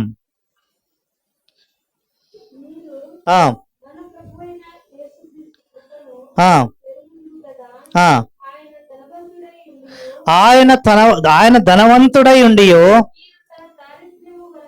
మీరు తన దారిద్ర్యము వలన ధనవంతులు కావాలనని మీ నిమిత్తము దరిద్రుడాయను. ఇప్పుడు రెండోది ఏంటంటే, మొదటిగా చూస్తే పాపపు స్థానం మనది. ఆయన పాపపు స్థానం తీసుకున్నాడు. ఆయన నీతిమంతుడుగా ఉన్న ఆ స్థానంలోనికి మనల్ని నడిపించాడు. ఇప్పుడు రెండవదిగా ఏంటంట, ఆయన ధనవంతుడు, మనము దరిద్రులము. అయినప్పటికీ మన దరిద్రతను ఆయన తీసుకొని ఆయన మనల్ని ఏం చేస్తూ ఉన్నాడంట? ధనవంతులుగా చేసెను. ఏంటి ధనవంతులు లేదా దరిద్రపు స్థితి అంటే ఏంటంట? ఏంటి దరిద్రపు స్థితి? సరేలే, దరిద్రపు స్థితి అంటే అర్థం కాదు. ధనవంతులు అంటే ఏంటి? అన్ని ఉండడమా? ఈ మాట మనకు అర్థం కాలా. రక్షింపబడిన ఏళ్ళైంది. సింపుల్ గా చెప్పాడు దావీదు. ఏమన్నాడు? కీర్తన 23:1 వచనం. కీర్తనల గ్రంథం 23:1 ఏమన్నాడు? యెహోవా నా కాపరి, నాకు లేమి కలగదు. ఇంగ్లీష్ బైబిల్ ఏమన్నాడు తెలుసా అండి? The lord is my shepherd, I shall not want. అంటే ఏంటి అర్థము? యెహోవా నా కాపరి, నాకేమి వద్దు, అక్కర్లేదు అని అర్థం. నాకేం అక్కర్లేదు అంటే అర్థం ఏంటి? ఆయన నాకు అన్ని ఇస్తాడు అని దాని అర్థం. అర్థమైందండి? అయ్యా యెహోవా నా కాపరి కాబట్టి నాకు ఏదైనా ఆయన చేయగలడు, కాబట్టి నాకు లోకంలోంది ఏది వద్దు అన్నాడు దావీదు. కనుక మనము చూస్తే ఇంకోటి ఏంటి, ఇంకా ముందుకు సాగినట్లయితే ధనవంతులకు పాపం భయాలు ఉన్నవంట. ఎందుకు? సామెతల గ్రంథంలో చాలా చక్కగా ఉంది ఆ మాట. ధనవంతునికి భయమే ఉండదంట. ఎందుకంటే వాడికి తెలుసు వాడు అన్యాయము చేసినా కూడా అన్యాయమును న్యాయముగా డబ్బులు పెట్టి కొంటానంట. సామెతల గ్రంథంలో ఉంది. ధనవంతునికి వాని ఆస్తి ఏంటంట? ఆశ్రయపురము. ధనవంతునికి వాని ఆస్తి ఏంటంట? ఆశ్రయపురం. అయితే ఇక్కడ మనము చూస్తే ధనవంతుడు అని ఆయన దరిద్రులమైన మనల్ని ఎట్లా ధనవంతులుగా చేస్తా వచ్చాడయ్యా అని మనం ఆలోచన చేస్తే ధనవంతులకు ఏముంటదండి? ఏముంటది? సమృద్ధి ఉంటది. ఒక మాటలో చెప్పాలంటే, అవునా కదండి? సమృద్ధి ఉంటది. ఇక్కడ మనము చూస్తే దావీదుకు ఆ సమృద్ధి ఉంది. దావీదు అప్పుడు ఎక్కడున్నాడంట? ఎక్కడున్నాడు? కీర్తన 23 రాసేటప్పుడు దావీదు ఎక్కడున్నాడు? గొర్రెల దొడ్డిలో. ఆయన అంటే వచ్చాడు, ఏమన్నాడండి? గాఢాంధకారపు లోయలో నేను సంచరించినను ఏ అపాయమునకు భయపడను, నీవు నాకు తోడైందువు, నీ దుడ్డు కరయు, నీ దండమును నన్ను ఆదరించును. కదా, ఈ మాట దావీదు ఊరికే అనలా, ఆయన తన సొంత అనుభవమును తలపోసుకొని ఆ మాటలు రాస్తా వచ్చినాడు. అయితే ఇక్కడ మనము చూస్తే ఈ పాత నిబంధనలోనికి వస్తే ధనవంతులు ఎవరయ్యా అని మనం ఆలోచన చేస్తే ఎవరంట ధనవంతులు? ఎవరైతే ధర్మశాస్త్రాన్ని ఆచరిస్తారో దేవుడు వారికి ఏమిస్తూ వచ్చాడంట? ఏమిస్తూ వచ్చాడు? ఇహలోక ఆశీర్వాదం ఇచ్చాడు. అయితే క్రొత్త నిబంధనలోకి వచ్చినప్పుడు, క్రొత్త నిబంధన అంటే ఏంటి? ఎక్కడి నుంచి క్రొత్త నిబంధన అంటాం? ఏమమ్మాయి? బాబు నువ్వు అట్లా పిలిస్తే నేను పిలుస్తాను. అందరు వింటారు, అడుగుతారు నన్ను. ఎంతమంది చూస్తారో తెలుసా వీడియో? వాళ్ళంతా అడుగుతారు, ఎవరు మీ మందిరంలో అల్లరి చేసేది అంకుల్ అంటే ఆ అబ్బాయి అని ఫోటో పెడతాము. పెట్టాలనా? వద్దు, మంచిగా ఉండాలి. ఓకేనా? కాబట్టి మనము చూస్తే పాత నిబంధనలు దేవుణ్ణి అనుసరిస్తా లేదా ధర్మశాస్త్రమునకు లోబడిన వారిని దేవుడు భౌతికంగా ఆశీర్వదిస్తే, నూతనమైన నిబంధనలోనికి వచ్చినప్పుడు దేవుడు ఏం చేస్తా వచ్చాడంట? ఆత్మ సంబంధమైన ఆశీర్వాదం. ఏంటంట? ఆత్మ సంబంధమైన ఆశీర్వాదం. ఆ మాట మనకు అర్థం అవ్వాలంటే రండి, shall we turn our Bibles, Gospel Matthew chapter 6 verse 33. మత్తయి సువార్త 6వ అధ్యాయం 33వ వచనం. మత్తయి సువార్త 6వ అధ్యాయము 33వ వచనం. ఏం రాయించబడతా వచ్చింది అక్కడ? కాబట్టి మీరు ఆయన రాజ్యమును నీతిని ఎప్పుడు వెతకాలంట? మొదట వెతుకుడి, అప్పుడు అవన్నీ మీకు అనుగ్రహించబడను. అప్పుడు ఏమైతాయంట? అవన్నీ మీకు అనుగ్రహించబడను. కాబట్టి ప్రభు ఏమన్నాడు? అయ్యా, నీవు నా రాజ్యమును నా నీతిని వెతుకుతే నీకు నేను అన్ని ఇస్తాను అని అనలా కదా. ఏంటంట? అన్ని ఇస్తాను అని అనలా, ఏది అవసరమో అది ఇస్తాను అన్నాడు. చాలా జాగ్రత్తగా గమనించాల. చాలా మంది ఏంటంటే మన పిల్లలకి మనం చేసే మిస్టేక్స్, మనం ఏమి ఇవ్వాలో ఏమి ఇవ్వకూడదో మనకు తెలియదు, కానీ దేవునికి చాలా స్పష్టంగా తెలుసు. ఫిలిప్పీలకు రాసిన పత్రిక 4వ అధ్యాయంలో చూస్తే ఆయన అంటాడు ఏంటంటే, మీరు అడగండి. అదే మాట మనకు అర్థం అంటే యోహాను సువార్త 15వ అధ్యాయంలో కూడా ఉంటది, మీరు నా నామము చొప్పున ఏది అడిగితే అది ఇస్తాను అంటాడు. అయితే అది ఏదై ఉండాలా? మంచిదై ఉండాలా, దేవునికి ఇష్టమైనదై ఉండాలా, ఇంకేంటంట మనకు నిజంగా అవసరమైనదై ఉండాలా. ఇప్పుడు నేనుండి ప్రభా నాకు కారు ప్రభు అన్నాను, నాకు కారు అవసరమా? వాస్తవానికి కారు అవసరమా? నాకు ఏం కారు అవసరం లేదు కదా. ఆటోలో వెళ్ళొచ్చు, బైక్లో వెళ్ళొచ్చు, ఇంకో వెహికల్లో కూడా వెళ్ళొచ్చు. కాబట్టి అది అడగడం దట్ ఈస్ నాట్ మ్యాండేటరీ. అదేమంత అత్యవసరమైంది కాదు. అదే ఇప్పుడు నేనుండి ప్రభా నాకు నీళ్ళు ప్రభు అంటే అది అవసరమైందా కాదా? Water is mandatory but car is not mandatory. కాబట్టి మనము చూస్తే మనకు అవసరతలో ఏమైతే ఉన్నాయో అవి మాత్రమే దేవుడు తీరుస్తాడు. అవి మనకు దేవుడు వర్ణిస్తూ ఆ పై వచనాల్లో అంటాడు, ఏమంటాడు? అయ్యా, పక్షులు ఎప్పుడూ విత్తలా కానీ పంట కోయలే, కానీ ఏం చేయబడతా ఉన్నాయి? వాటి కడుపు నింపబడతా ఉంది. మరి నీవు నా రాజ్యమును నీతిని మొదట వెతుకుతే నీకు మొట్టమొదటి అవసరం ఏంటంట? ఆహారం. నేను ఇవ్వనా అన్నాడు ప్రభు కదా. ఆహారం విషయానికి వస్తే ఏంటంట? పచ్చడి మెతుకులు మన కడుపు నింపుతాయి, కానీ బిర్యానీ కోరుకోవడం ఏంటంట? That is luxurious. కాబట్టి కోరికలను అదుపులో పెట్టుకోవాలి, అవసరతల కొరకై ప్రయాసపడాలంట. కాబట్టి మనం చూస్తే దేవుడు ఏం చేస్తూ ఉన్నాడు? అయా, ధనవంతుడైన ఈ దేవుడు మనల్ని ఏం చేస్తూ ఉన్నాడు? దరిద్రపు స్థితిలో ఉన్న మనల్ని ధనవంతులుగా చేస్తూ ఉన్నాడు. ఇంకొక మాట మనం చూస్తే లూకా సువార్తలో 12వ అధ్యాయము 19వ వచనంలో చూస్తే ఇక్కడ ఒక ధనవంతుడు ఉన్నాడు. నేను రేచల్ని అడిగాను రాత్రి, అమ్మా ఎవరమ్మా ఆయన అంటే, ఆయన ఏమన్నాను నా ప్రాణమా తినుము తాగుము సుఖించుము అంటే ఎవరమ్మా ఆ మాట అయిందంటే ఏమన్నావు నువ్వు? ఏమన్నావు? వెరివాడు అన్నాడు అన్నది నాకు గుర్తు రాలే ఫస్ట్. అరే నాకు బైబిల్లో నేనేమన్నా తప్పుగా గుర్తు పెట్టుకున్నా, నాకు డౌట్ వచ్చి నేను రెఫరెన్స్ ఓపెన్ చేస్తే అక్కడ అనేది ఎవరంట ఆ మాట? నా ప్రాణమా తినుము త్రాగుము సంతోషించు, ఈట్ డ్రింక్ బీ మెర్రీ అన్నాడు. ఎవరంట ఆ వ్యక్తి? ధనవంతుడు, వెరివాడు కాదు. ధనవంతుడు ధనమంతా సమృద్ధిగా సమకూర్చుకొని ఆ పంటలు అంతా బాగా దేవుడు సమృద్ధిస్తే వీడు ఏమనాలా? సాధారణంగా ఏమనాలా? దేవానికి స్తోత్రం. దావీదనలేదా? కీర్తనగ్రంథం 103వ అధ్యాయంలో అన్నాడు, నా ప్రాణమా ఆయన చేసిన ఉపకారములలో దేనిని మరవద్దమ్మా అని. దావీదంటే ఈ వ్యక్తి ఏమంటున్నాడు? నా ప్రాణమా తినుము త్రాగుము సుఖించుము, ఈట్ డ్రింక్ బీ మెర్రీ అన్నాడు. ప్రభు ఏమన్నాడు వెంటనే? ఆహా అవునా ఇట్లున్నావు వెరివాడా, ఈ రాత్రి నాకేం కావాలా? నీ ఆస్తి వద్దు, నీ బంధువులు వద్దు, నీ బలగం వద్దు, నాకు కావాల్సింది ఏంటి?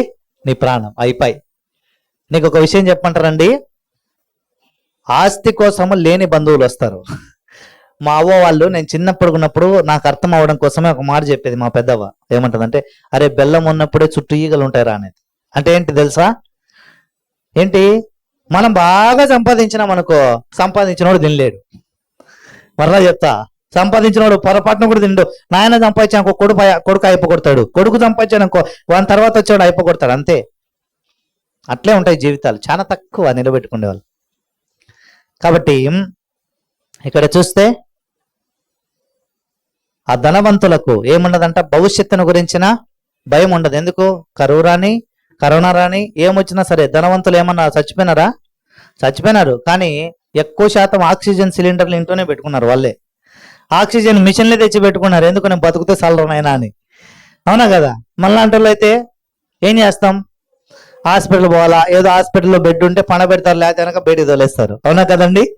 వాళ్ళని ఏం చేస్తారు? వాళ్ళ దగ్గర ఎన్ని బెడ్లు ఉంటే అన్ని బెడ్లు వాళ్ళు పరిమితం చేస్తారు. కాబట్టి మనం చూస్తే number 2, God is a richest man. Through his richness, even though we are living in the poorness, he has given the opportunity to become as a rich. దేవుడు, ఆ ధనవంతుడైన దేవుడు మన యొక్క పేదరికము నుంచి, మన యొక్క దరిద్రపు స్థితి నుంచి ఆ స్థితిని ఆయన చూసి, ధనవంతుడైన ఆ దేవుడు మన దరిద్రపు స్థితిని చూచి మన దరిద్రమును ఆయన తీసుకొని ఆయన ఏం చేస్తా వచ్చాడంట? మనల్ని ధనవంతులుగా చేస్తా వచ్చినాడు. మీరు అనుకోవచ్చు, ఏందన్నా దరిద్రం అంటున్నారే, దేవుడు ఎట్లా దరిద్రుడయ్యాడు అని మీరు అనొచ్చు. యేసుక్రీస్తు ప్రభువారు జన్మించింది ఎక్కడంట? ఎక్కడ జన్మించాడు?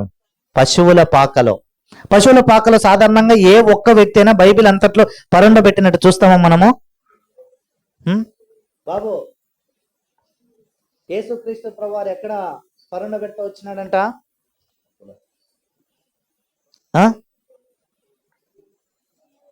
దేవుడు కాదు.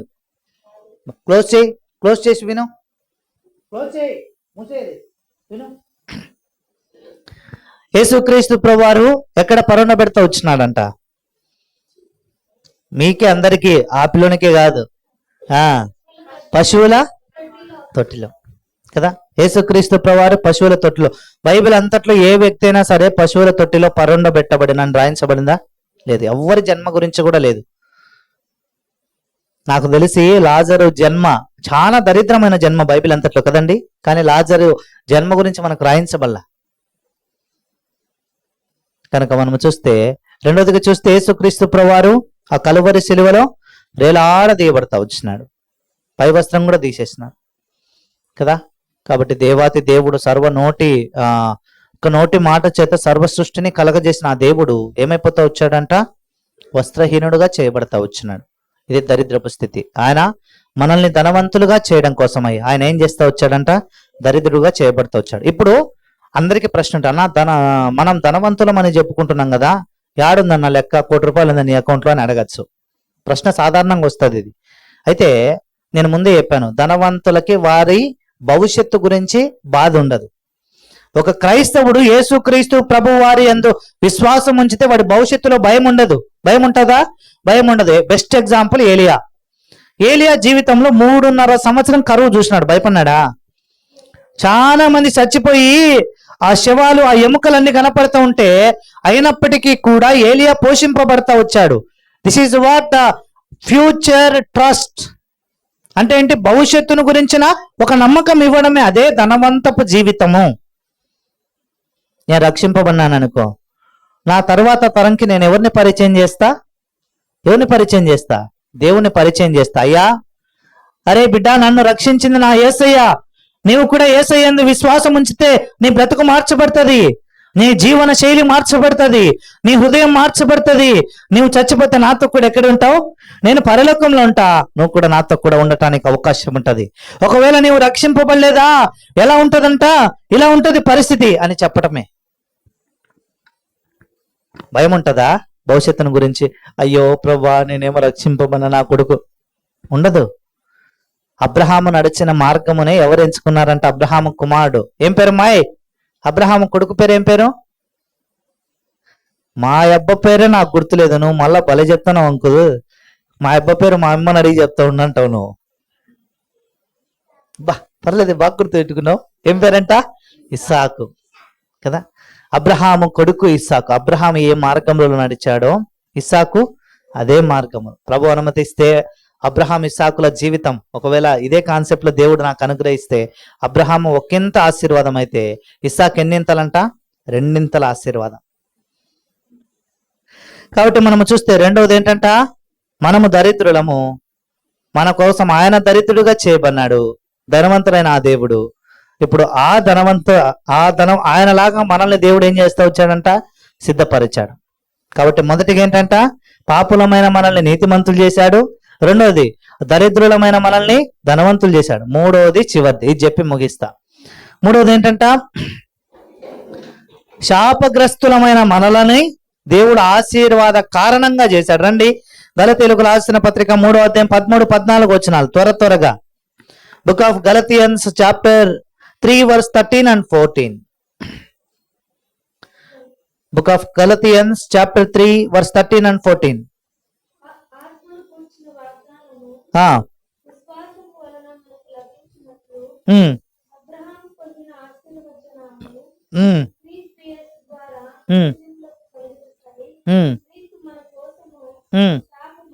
క్రీస్తు మన కొరకు శాపమై మనలను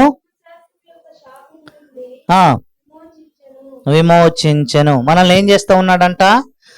ఆ శాపగ్రస్తులమైన మనలను ఏం చేస్తూ ఉన్నాడు? ఎక్కడికి నడిపిస్తూ ఉన్నాడంట? ఆశీర్వాదంలోనికి నడిపిస్తూ ఉన్నాడు. ఇది మూడవది, సింపుల్ గా చెప్పాలంటే. కాబట్టి ధర్మశాస్త్రం ఏం చెప్తుందంటే, నువ్వు పాపివి, నువ్వు పాపివి, నువ్వు పాపివి అంటది. ధర్మశాస్త్రం ఏం చెప్తుందంటే, పాపం అంటే ఏంటో పరిచయం చేస్తుంది, కానీ పాపము నుంచి ఎట్లా బయటికి రావాలో చెప్పదు కదండి. పాపం అంటే ఏంటో తెలియజెప్తుంది, కానీ పాపము నుంచి ఎట్లా బయటికి రావాలో చెప్పదు. మరి పాపము నుండి బయటికి ఎట్లా రావాలా అని చెప్పేది ఏంటంట? దేవుని ప్రేమ కదా. దేవుడు లోకమును ఎంతో ప్రేమించాను. యోహాను సువార్త 3వ అధ్యాయం 16వ వచనం చెప్పాలా? చెప్పమ్మాయి, రాదా? 100 సార్లు చదివాం. 3 ఏళ్ళు దగ్గర దేవుని కృపను బట్టి 3 సంవత్సరాలు ఒకే మాట సుదీర్ఘంగా ధ్యానించినాం కదా. ఇంకా మనకు రాకపోతే ఎట్లా? నేర్చుకోవాలా? దేవుడు లోకమును ఎంతో ప్రేమించెను కాగా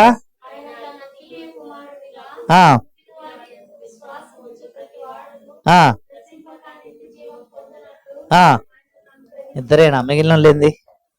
ఇద్దరే అయితే మిగిలిన సంగతి అంటే మీరు నేర్చుకోవాలి. మీకు కూడా కంఠస్థ వాక్యాలు నేర్చుకోవాలా. కాబట్టి మనము చూస్తే ధర్మశాస్త్రము పాపం అంటే ఏంటో పరిచయం చేస్తుంది, కానీ పాపము నుంచి ఎట్లా బయటికి తీసుకొని రావాలనో తెలియజెప్పదు. ఈ యోహాను సువార్త 3వ అధ్యాయం 16వ వచనంలో చాలా స్పష్టంగా రాయించబడింది. అయ్యా, దేవుడు లోకమును ప్రేమించాడు, తన కుమారుని ద్వారా ఆయన యందు విశ్వాసం ఉంచితే పాపము నుంచి ఎక్కడికి వస్తావంట? పాపమును విడిచిపెట్టి నిత్య జీవం పొందుకునే అనుభవంలోనికి వస్తావు అని చెప్పి ఇక్కడ రాయించబడింది. ఏమన్నాడు? ఇక్కడ మనము చూస్తే ఈ యొక్క రక్షణ సువార్త ద్వారా పాపమును ఏం చేయగలం? మనము జయించగలం. ఇప్పుడు దేవుడు అంటే ఎవరో మనకు తెలుసు కాబట్టి, అయ్యా నేను పాపిని అని మనం అనగలుగుతున్నాం. ఒకవేళ దేవుడు ఎవరో పరిచయం అవ్వకుండా ఉంటే మన పాపాలు క్షమింపబడి ఉండేదా? మనము నిత్య జీవమునకు వారసులుగా చేయబడేవారమా? మన కొరకు ఆ పరలోక రాజ్యం సిద్ధపరచబడి ఉండేదా? లేదు. కాబట్టి మూడోదిగా మనం చూస్తే మనల్ని ఎక్కడి నుంచి నడిపించాడంట ఆ దేవుడు? ఎక్కడి నుంచి నడిపించాడంట?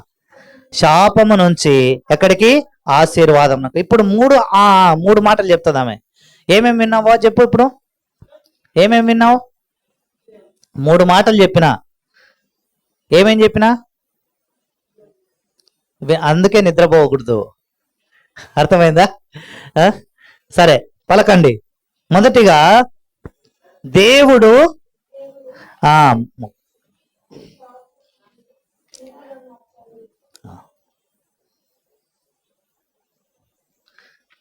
పాపులమైన మనలను నీతిమంతులుగా మార్చెను. రెండోది చూస్తే దరిద్రులమైన మనలను ధనవంతులుగా చేసెను. మూడోదిగా చూస్తే శాపమైన మనలను ఆశీర్వదించెను. రైట్. ఇప్పుడు అర్థమైన మూడు మాటలు. ఈ మూడు మాటలను మనం ఏం చేస్తాం? తలపోసుకొనుచు ప్రభుని ఆరాధించుదాం. మోకరించండి. దేవుడి మాటలు దీవించునుగాక.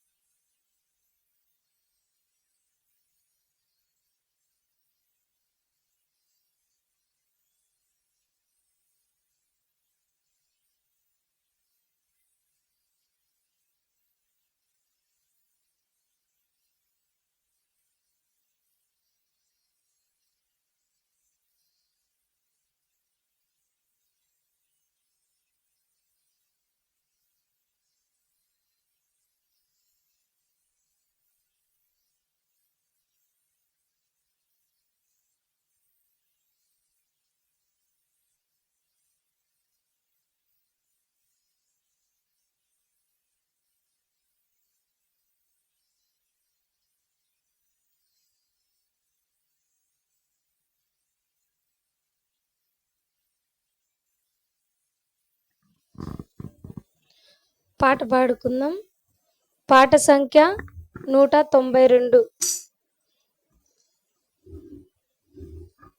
నా ప్రియుడా పాప విమోచకుడా ప్రభు యేసు, నా ప్రియుడా పాప విమోచకుడా ప్రభు యేసు, నా ప్రాణమును కాపాడి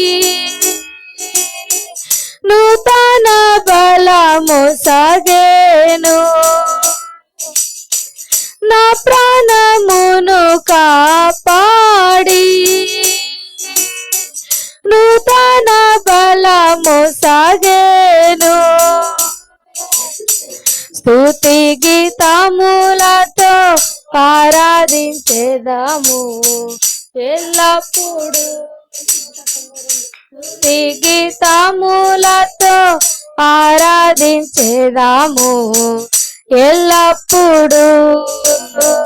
నా ప్రియుడా పాప విమోచకుడా ప్రభు యేసు, నా ప్రియుడా పాప విమోచకుడా ప్రభు యేసు, యేసుని రక్తమందు ముక్తి లభించెను, స్తుతించెదం యేసుని రక్తమందు ముక్తి లభించెను, స్తుతించెదం యేసుని నిత్య జీవం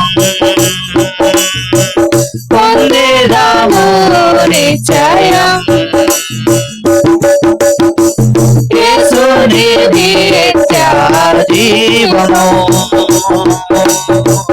పొందేదాను నిశ్చయం.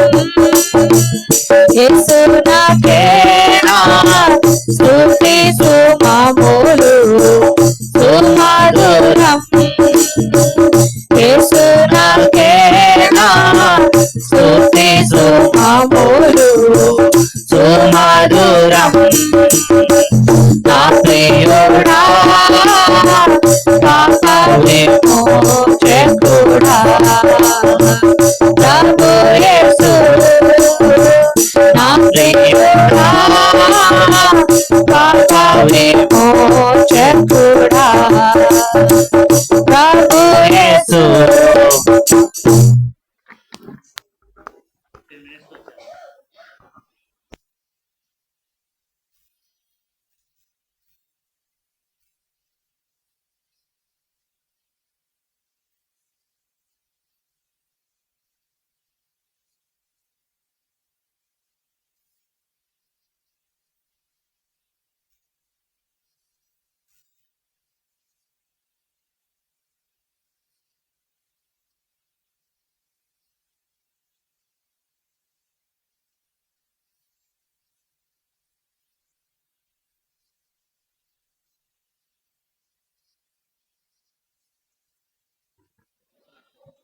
బలను సమీపించక మునుపు shall we turn our usual part, book of Genesis chapter 22 verse 17. మనము బలను సమీపించక మునుపు మన భాగమును అనగా ఆదికాండం 22వ అధ్యాయము 17వ వచనం. ఆదికాండము 22వ అధ్యాయము 17వ వచనం ఒక్కసారి మనము చదువుకుని ధ్యానించి మనము ముందుకు సాగే ప్రయత్నం చేద్దాం. నేను నిన్ను ఆశీర్వదించి ఆకాశ నక్షత్రముల వలెను సముద్ర తీరమందలి ఇసుక వలెను నీ సంతానమును నిశ్చయముగా విస్తరింపజేసెదను, నీ సంతతి వారు తమ శత్రువుల గవిని స్వాధీనపరచుకొందురు. ఇక్కడ మనము చూస్తే ఏం మనకు తారసపడతా ఉందంటే మన వాగ్దానము ఏంటంటే మన సంఘ వాగ్దానము, నేను నిన్ను ఆశీర్వదించెదను. దేవుడు ఏం చేస్తానని వాగ్దానం ఇచ్చాడంట, ఆశీర్వదించెదను. అయితే ఇక్కడ మనము చూస్తే దేవుడు మనల్ని ఆశీర్వదించాలి అని అన్నప్పుడు పరిస్థితులు ఏవైనా కూడా పరిస్థితులతో పనే లేదు మనకు. ఏంటంట, పరిస్థితులు ఏవైనా కానివ్వండి, ఒకసారి దేవుడు మనకు ఒక వాగ్దానం ఇచ్చాడంటే అందులో ఎట్లాంటి సందేహము లేదు. దేవుడు నిశ్చయముగా వాగ్దానాలను ఏం చేస్తాడంట, నెరవేరుస్తాడు అంతే. కాబట్టి మనము చూస్తే దేవుడు ఏమంటా ఉన్నాడు ఇక్కడ, అయా నేను ఆశీర్వదిస్తాను అన్నాడు. ఇదే మాట మనము యోసేపు జీవితంలోనికి వస్తే, యోసేపు జీవితంలో వివిధ రకాలైన పరిస్థితులు యోసేపు చూస్తూ వచ్చాడు. ఒక 4 పరిస్థితులు చూసి దేవుడు తన వాగ్దానాన్ని చివరిగా నెరవేర్చాడో లేదో చూసి ముందుకు సాగే ప్రయత్నం చేద్దాం. దాని కొరకై ఎవరంట ఈ యోసేపు? ఎవరు ఈ యోసేపు? ఎవరి కుమారుడు? అబ్రాహాము కుమారుడా, ఇసాకు కుమారుడా, యాకోబు కుమారుడా, మోషే కుమారుడా? ఎవరి కుమారుడు? రండి 37వ అధ్యాయం. Shall we turn our Bibles?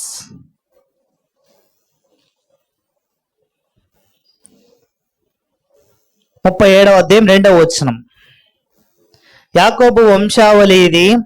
యోసేపు 17 వాడై తన సహోదరులతో కూడా మందను మేపుచుండెను. అతడు చిన్నవాడై తన తండ్రి భార్యలైన బిల్హా కుమారుల యొద్దను జిల్ఫా కుమారుల యొద్దను ఉండెను.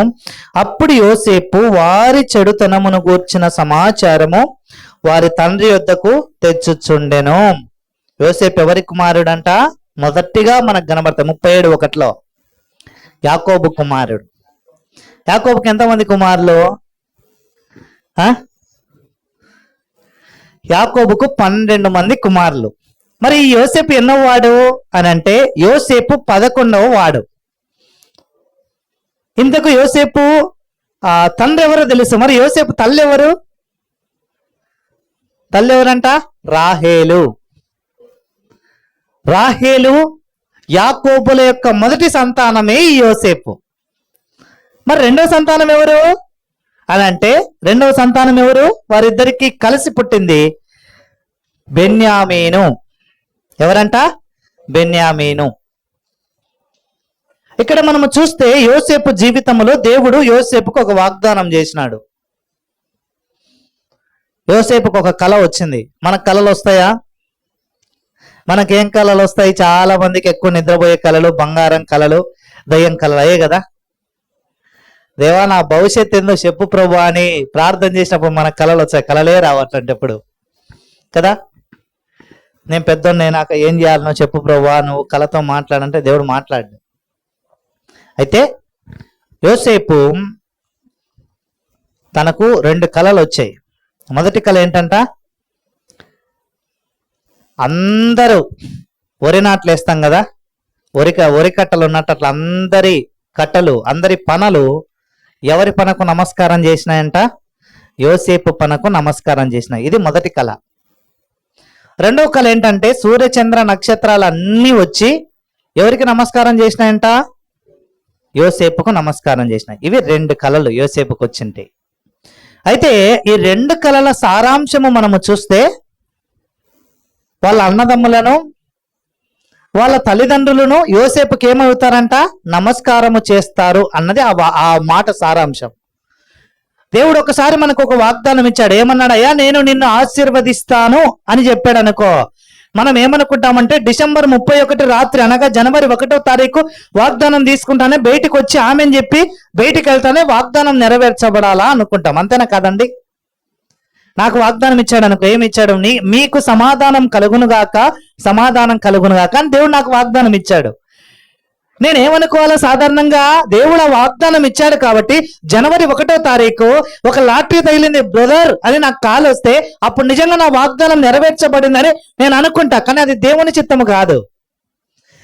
నేను మరలా చెప్తున్నా, దేవుడు ఒక వాగ్దానము మనకు జీవితంలో నెరవేర్చబడాలి అంటే పరిస్థితులన్నీ నమ్మశక్యముగా ఉండవు.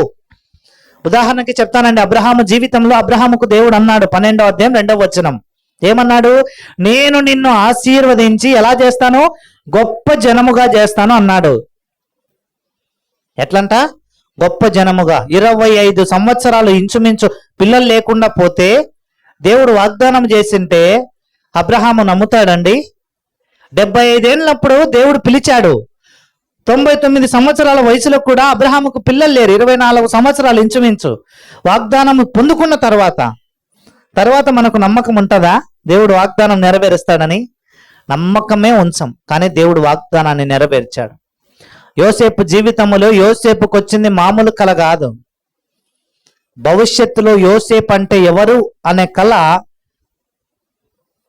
యోసేపు అంటే ఎవరు అనేది తెలియజేసేది ఈ కళ.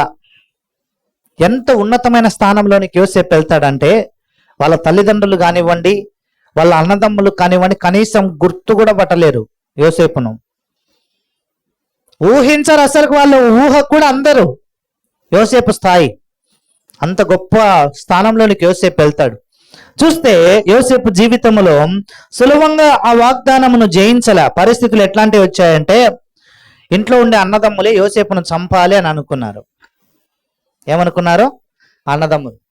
ప్రేమైన సోదరుడా, ప్రేమైన సోదరి, దేవుడు నీ జీవితంలోనైనా సరే, నా జీవితంలోనైనా సరే, అది కుటుంబ వాగ్దాన విషయంలోనైనా సరే, సంఘ వాగ్దాన విషయంలోనైనా సరే, దేవుడు ఒకసారి వాగ్దానము చేశాడంటే పరిస్థితులు వాగ్దానానికి వ్యతిరేకంగా ఉంటాయి. అది జ్ఞాపకం పెట్టుకోవాలి.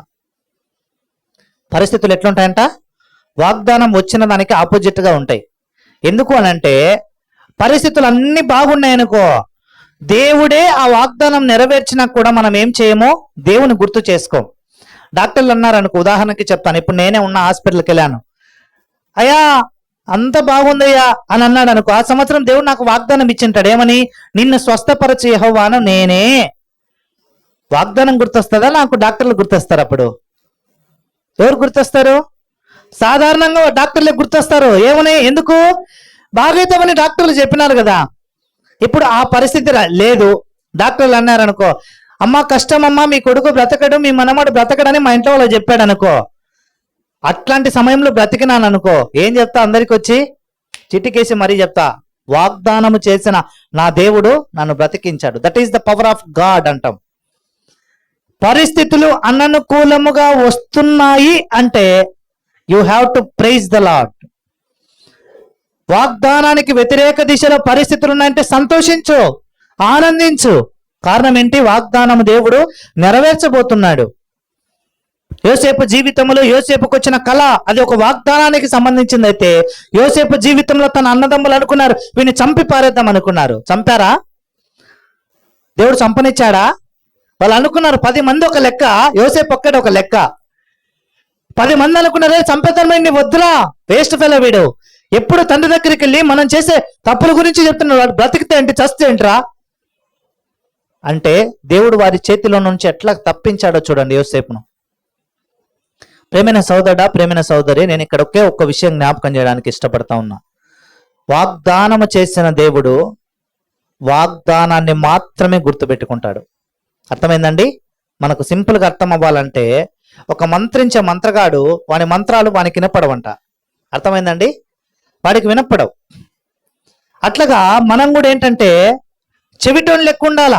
ఇంకొక మాటలో చెప్పాలంటే గుడ్డోని లెక్క ఉండాలి. దేవుడు ఒక్క వాగ్దానం ఇచ్చాడంటే గుడ్డిగా follow అవ్వాలంతే.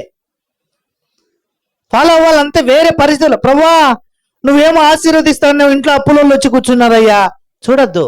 Just keep on silent. దేవుడు వాగ్దానం నెరవేర్చటానికి కూడా సమయం ఉంటుందండి. మనకేంది తెలుసా? 1వ తారీఖే, ఫిబ్రవరి 1, మార్చి 1, ఏప్రిల్ 1, అన్ని ఒకట్లే కదా. దేవుడు అనుకున్నాడేమో 2026లో నతానియేలు తీసుకునే వాగ్దానం 2030లో నెరవేర్చాలా అని దేవుడు రాసుకున్నాడు. నేను పోయి అడిగినా అనుకో, దేవా ఏందయ్యా 27 అన్ని అప్పులే ఉండే తండ్రి అన్నాడు అనుకో, నేను నీ వాగ్దానం నెరవేరుస్తా. ఎప్పుడు? 4 ఏళ్ల తర్వాత నా సమయం, నీ సమయానికి నేను నెరవేర్చాలని రాసి పెట్టానా అంటాడు ప్రభు కదా. పరిస్థితులు ఎన్ని వచ్చినా మనం చేయాల్సిన పని మాత్రం ఒకటే. వాగ్దానము చేసిన వాడు ఎవరంట? నమ్మదగిన వాడు. మనిషి కాదు మనకు వాగ్దానం చేసింది. మీరు నమ్ముతారు నమ్మరో, కోర్టులోకి వెళ్తే భార్యాభర్తలు చేసుకున్న వాగ్దానాలు ఉల్లంఘన మీద కేసులు నడుస్తాయి.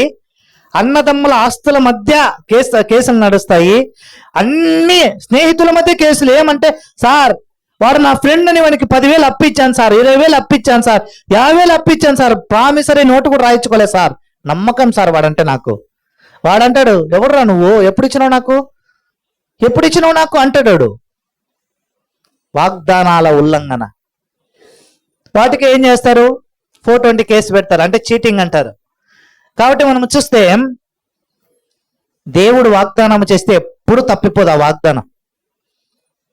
మనం అనుకోవచ్చు బహుశా కొన్నిసార్లు మన యొక్క నడవడిక సరిగా లేక ఆ వాగ్దానం నెరవేర్చబడటం ఆలస్యం అవ్వచ్చు, కానీ వాగ్దానం తప్పకుండా నెరవేర్చబడుతుంది.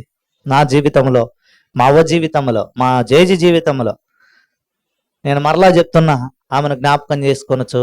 ఆమె మరణం దేవుడు రాసి పెట్టి మరి ఆమెను తీసుకెళ్ళాడు. ఆమెకు వచ్చిన వాగ్దానం ఏంటండి? యోబు గ్రంథంలో నుంచి వచ్చింది. ఏమొచ్చింది? బాధలు నీకు తగలకుండా నీవు సమాధానం గల దానవై వెళ్దువు అనే మాట వస్తుంది. రండి యోబు గ్రంథం. నోటి మాటల చేత కలుగు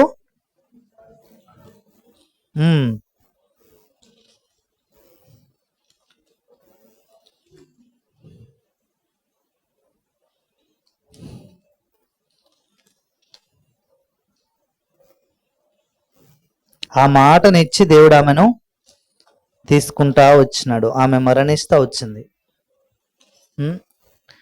కాబట్టి వాగ్దానము ఇచ్చి దేవుడు ఆమెను ఏం చేస్తా వచ్చినాడు? ఆమెను పరమునకు చేర్చుకుంటా వచ్చినాడు.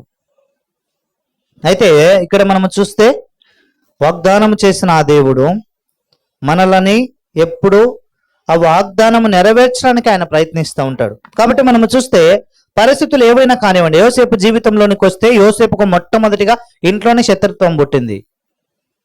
ఇప్పుడు అనుకుంటాడా, నన్ను చంపాలనుకున్న వాళ్ళు నా కాడికి వచ్చేట మొర పెడతారు, దేవా నాకు చూపించిన కళ అంతా అబద్ధమా, లేకపోతే నేను ఏదో నన్ను నేను గొప్పనిగా చేసుకున్నాను? అర్థం కాని పరిస్థితి యోసేపుకు. సరే, ఒక పరిస్థితి అంటే పర్వాలా, ఇంట్లో వాళ్ళు అన్నారులే అంటే ఓకే, ఓర్చుకొని ఉండొచ్చు, నా ఎన్నోళ్ళే కదా అని. రెండోది, మనం ముందుకెళ్తే అమ్మభర్త వచ్చినాడు యోసేపు. యోసేపుని ఏం చేస్తా వచ్చినారు? అన్నదమ్ములే అమ్మేసినారు. ఒక్కసారి కాదు యోసేపు అమ్మబడింది, 2 సార్లు అమ్మబడినాడు. చాలా జాగ్రత్తగా గమనిస్తే మొదటిగా చూస్తే ఇష్మాయేలీయులకు అమ్మబడతా వచ్చినాడు. రెండోది ఎవరికి అమ్మబడతా వచ్చినాడంట? ఇదే యోసేపు పోతీఫరుకు అమ్మబడతా వచ్చినాడు. చూడండి, మనము సాధారణముగా ఒక్క కీడు జరిగితేనే మనం దేవుని నమ్మం. అర్థమైందండి? ఒక్క కీడు జరిగింది అనుకో, వాగ్దానం దేవుడు ఎంత గొప్పది, ఎంత నమ్మకమైంది, ఎంత నిశ్చయమైంది చేసినా నమ్మం. యోసేపుకు 2 దెబ్బలు. సరే, అదంతా ఓకేలేనంటే మళ్ళీ మూడోది, చెయ్యని తప్పుకు యోసేపును జైల్లో పెట్టినారు. తప్పేంటి, నేరం ఏం మోపబడిందంటే, అయ్యా పోతీఫరు భార్యను యోసేపు చెరపడానికి ప్రయత్నించాడు అని పోతీఫరు భార్య చెప్పింది. అక్కడ జరిగింది ఒకటి, ఆమె చెప్పింది ఒకటి.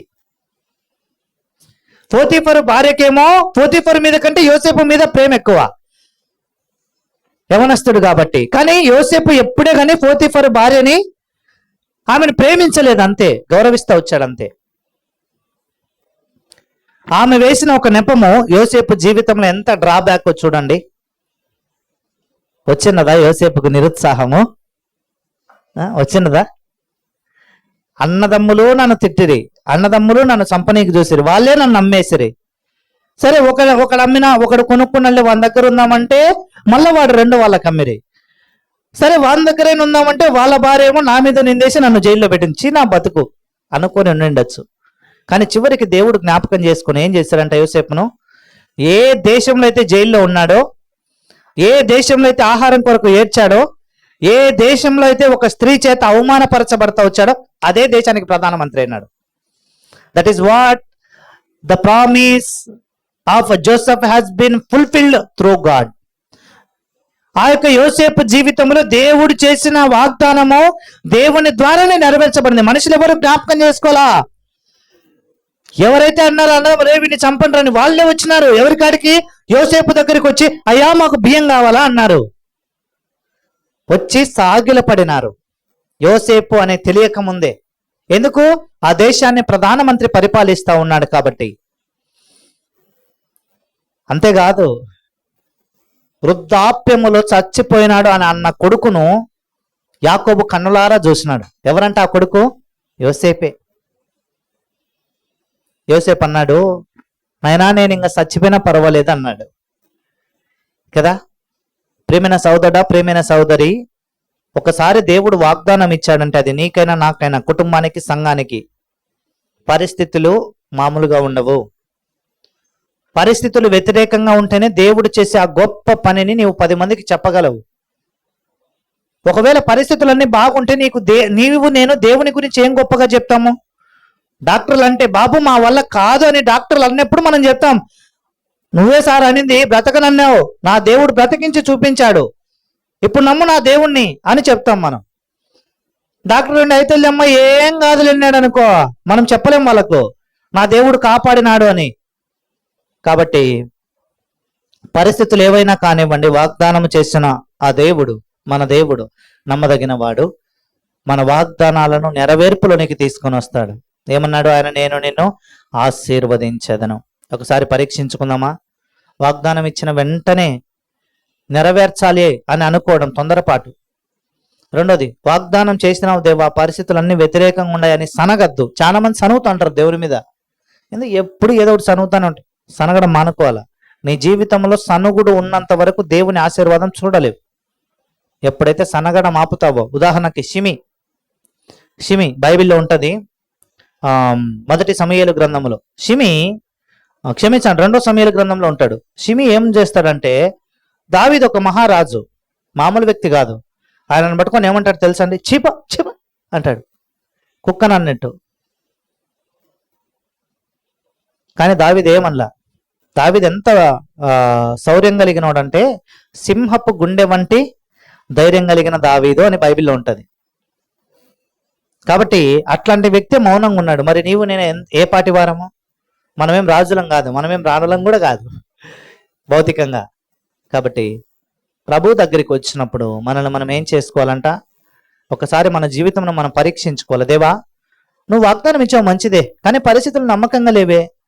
కానీ పరిస్థితులలో సనుగుడు చాలాసార్లు నా జీవితంలో చోటు చేసుకున్నాయి. క్షమించాను, ఏం చేయాలా? క్షమింపబడిన వారమై బలం సమీపించాలా. అలా క్షమింపబడకుండా బలం సమీపించామనుకో, ఈ వాగ్దానం మన జీవితంలో నెరవేర్చబడదు. అంతే. ఇది ఎవరి వాగ్దానం అంట? నా వాగ్దానమా? నా వాగ్దానం అనే వీడ ఫ్లెక్సీ పెట్టలా. ఎవరిదంటే ఇది? సంఘ వాగ్దానం. అందరికీ వర్తిస్తుంది ఇది. ఒక్కొక్కరికి కుటుంబంలో ఉన్న వారికే కాదు, ప్రతి పర్సన్కి, మందిరానికి వచ్చే ప్రతి పర్సన్కి ఈ వాగ్దానం వర్తిస్తుంది, ఒక మాటలో చెప్పాలంటే. కాబట్టి ఒక్కసారి మనల్ని మనం పరీక్షించుకుందాం. మోకరించండి, బలం సమీపించదాం.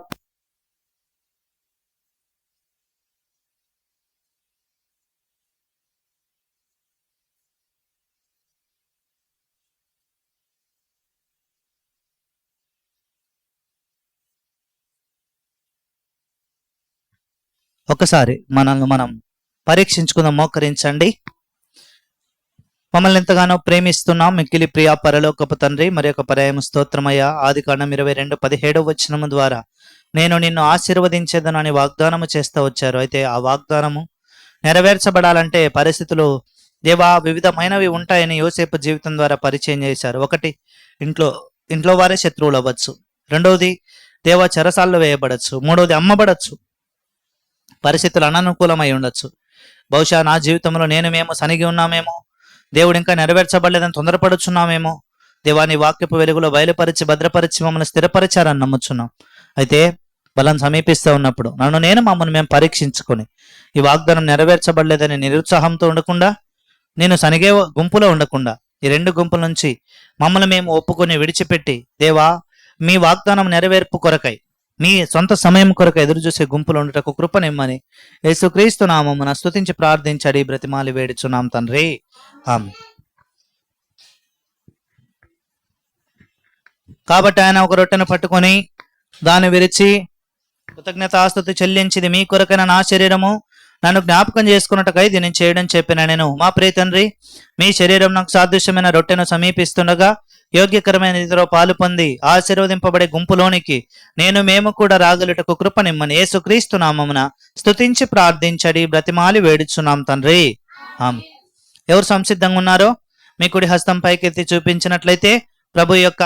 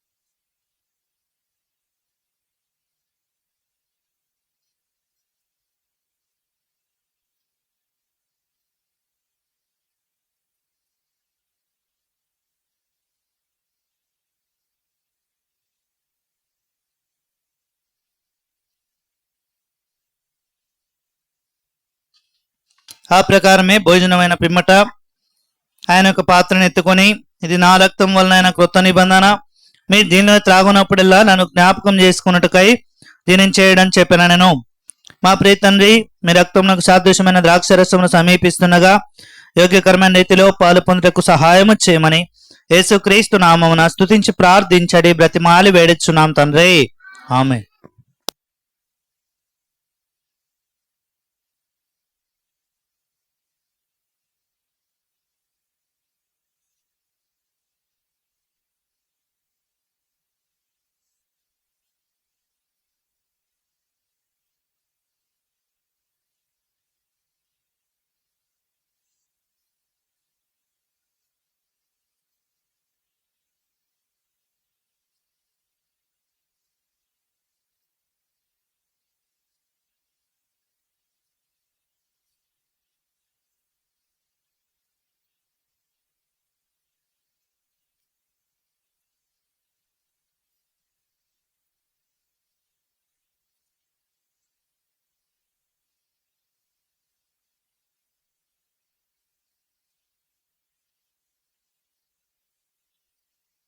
ప్రేమగల తండ్రి, జీవంగల దేవా, మరి ఒకసారి స్తోత్రాలయ్యా. ఇంతవరకు మీరు చూపిన కృపకై స్తోత్రాలు. ఎవరు అయోగ్యంగా పాలు పొందారో క్షమించండి.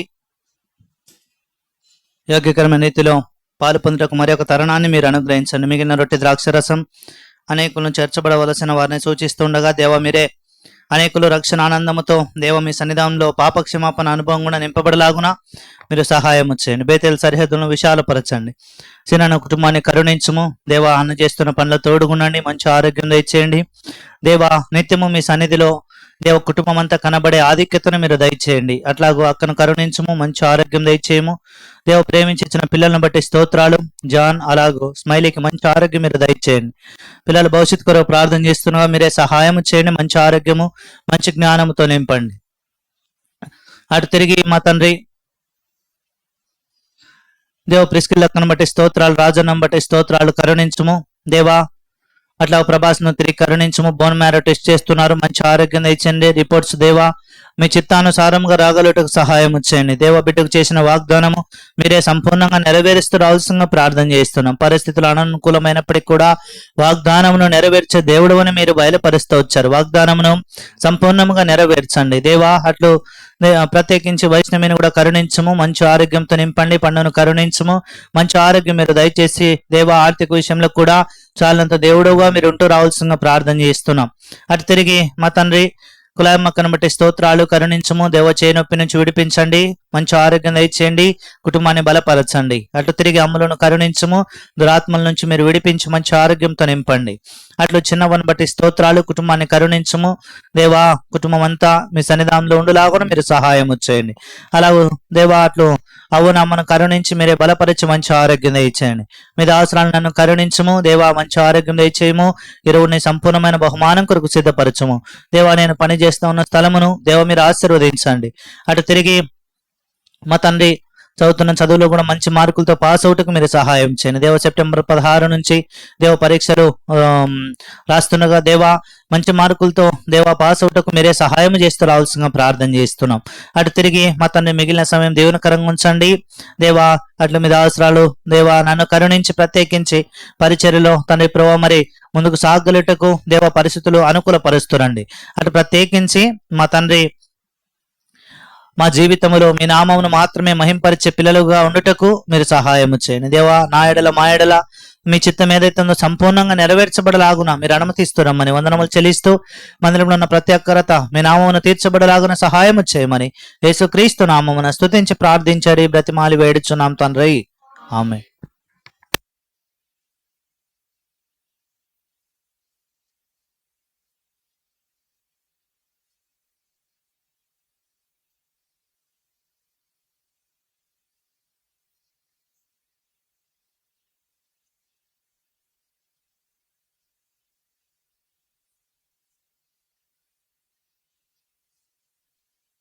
సమయంలో మనం మన ఈవులను ప్రభుకు సమర్పించుదాం. లేచి నిలవబడి పాట పాడుకుందాం. It's a special song.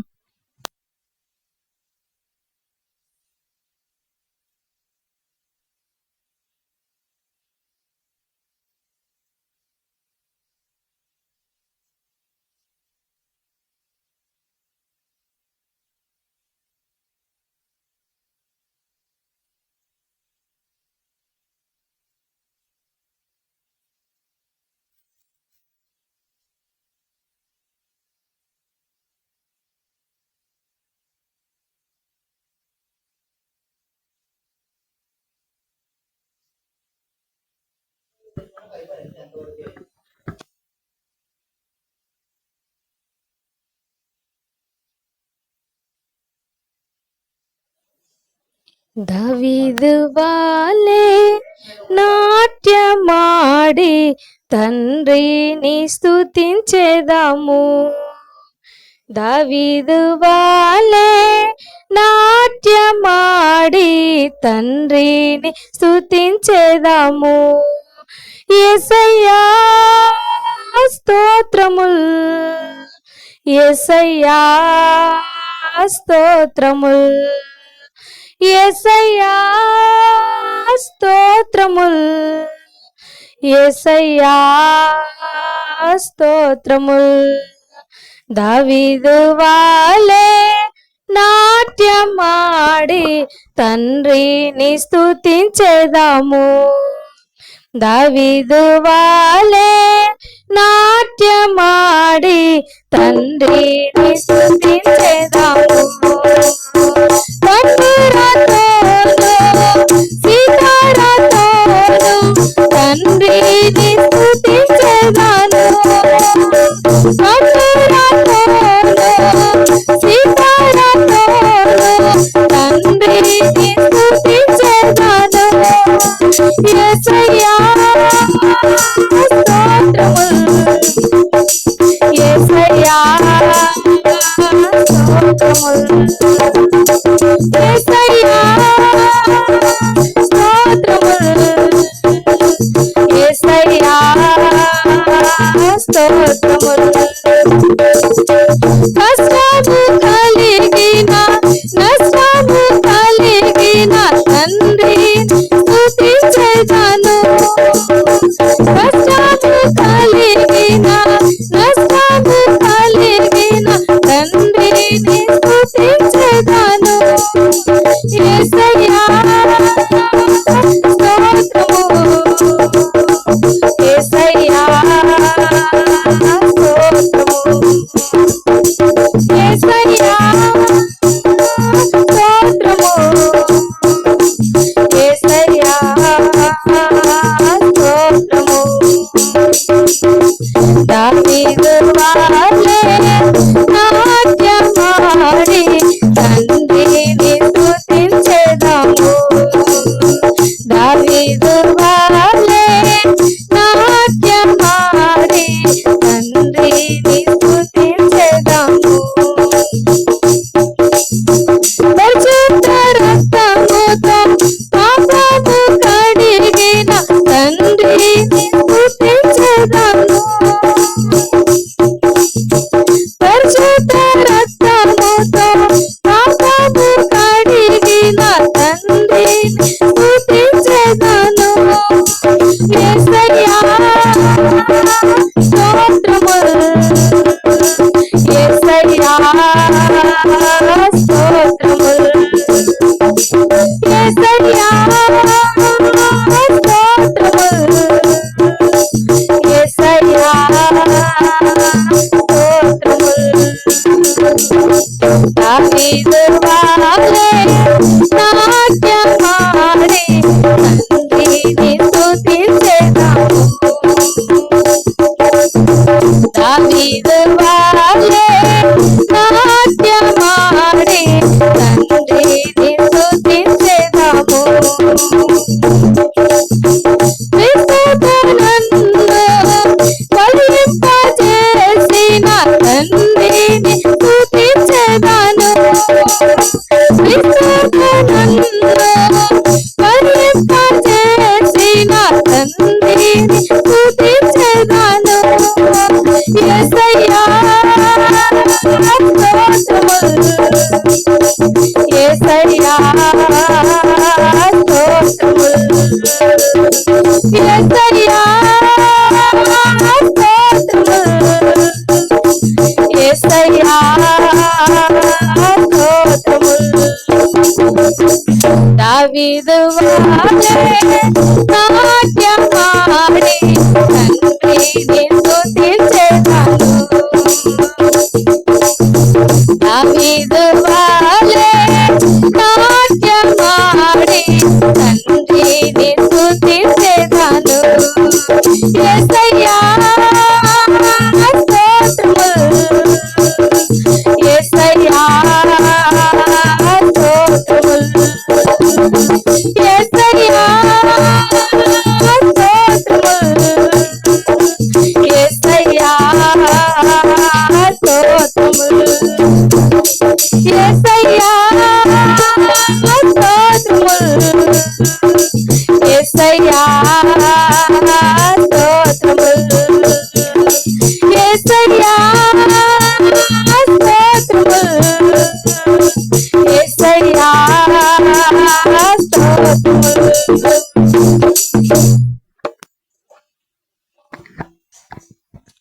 చివరి ప్రార్థన చేసుకుందాం.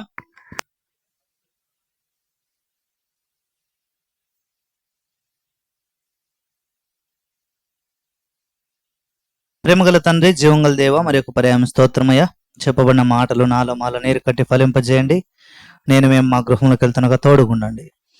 వందనాలు చెల్లిస్తే నాను ప్రార్థించడి బ్రతిమాలి వేడిచున్నాం తండ్రి. ఆమె తండ్రి యొక్క కుమారుని యొక్క పరిశుద్ధాత్మ యొక్క అన్యోన్య సహవాసం ఇక్కడ చేరిన మనకును సకల పరిశుద్ధులకును ఇప్పుడు ఎల్లప్పుడు సదాకాలం తోడై ఉండును గాక.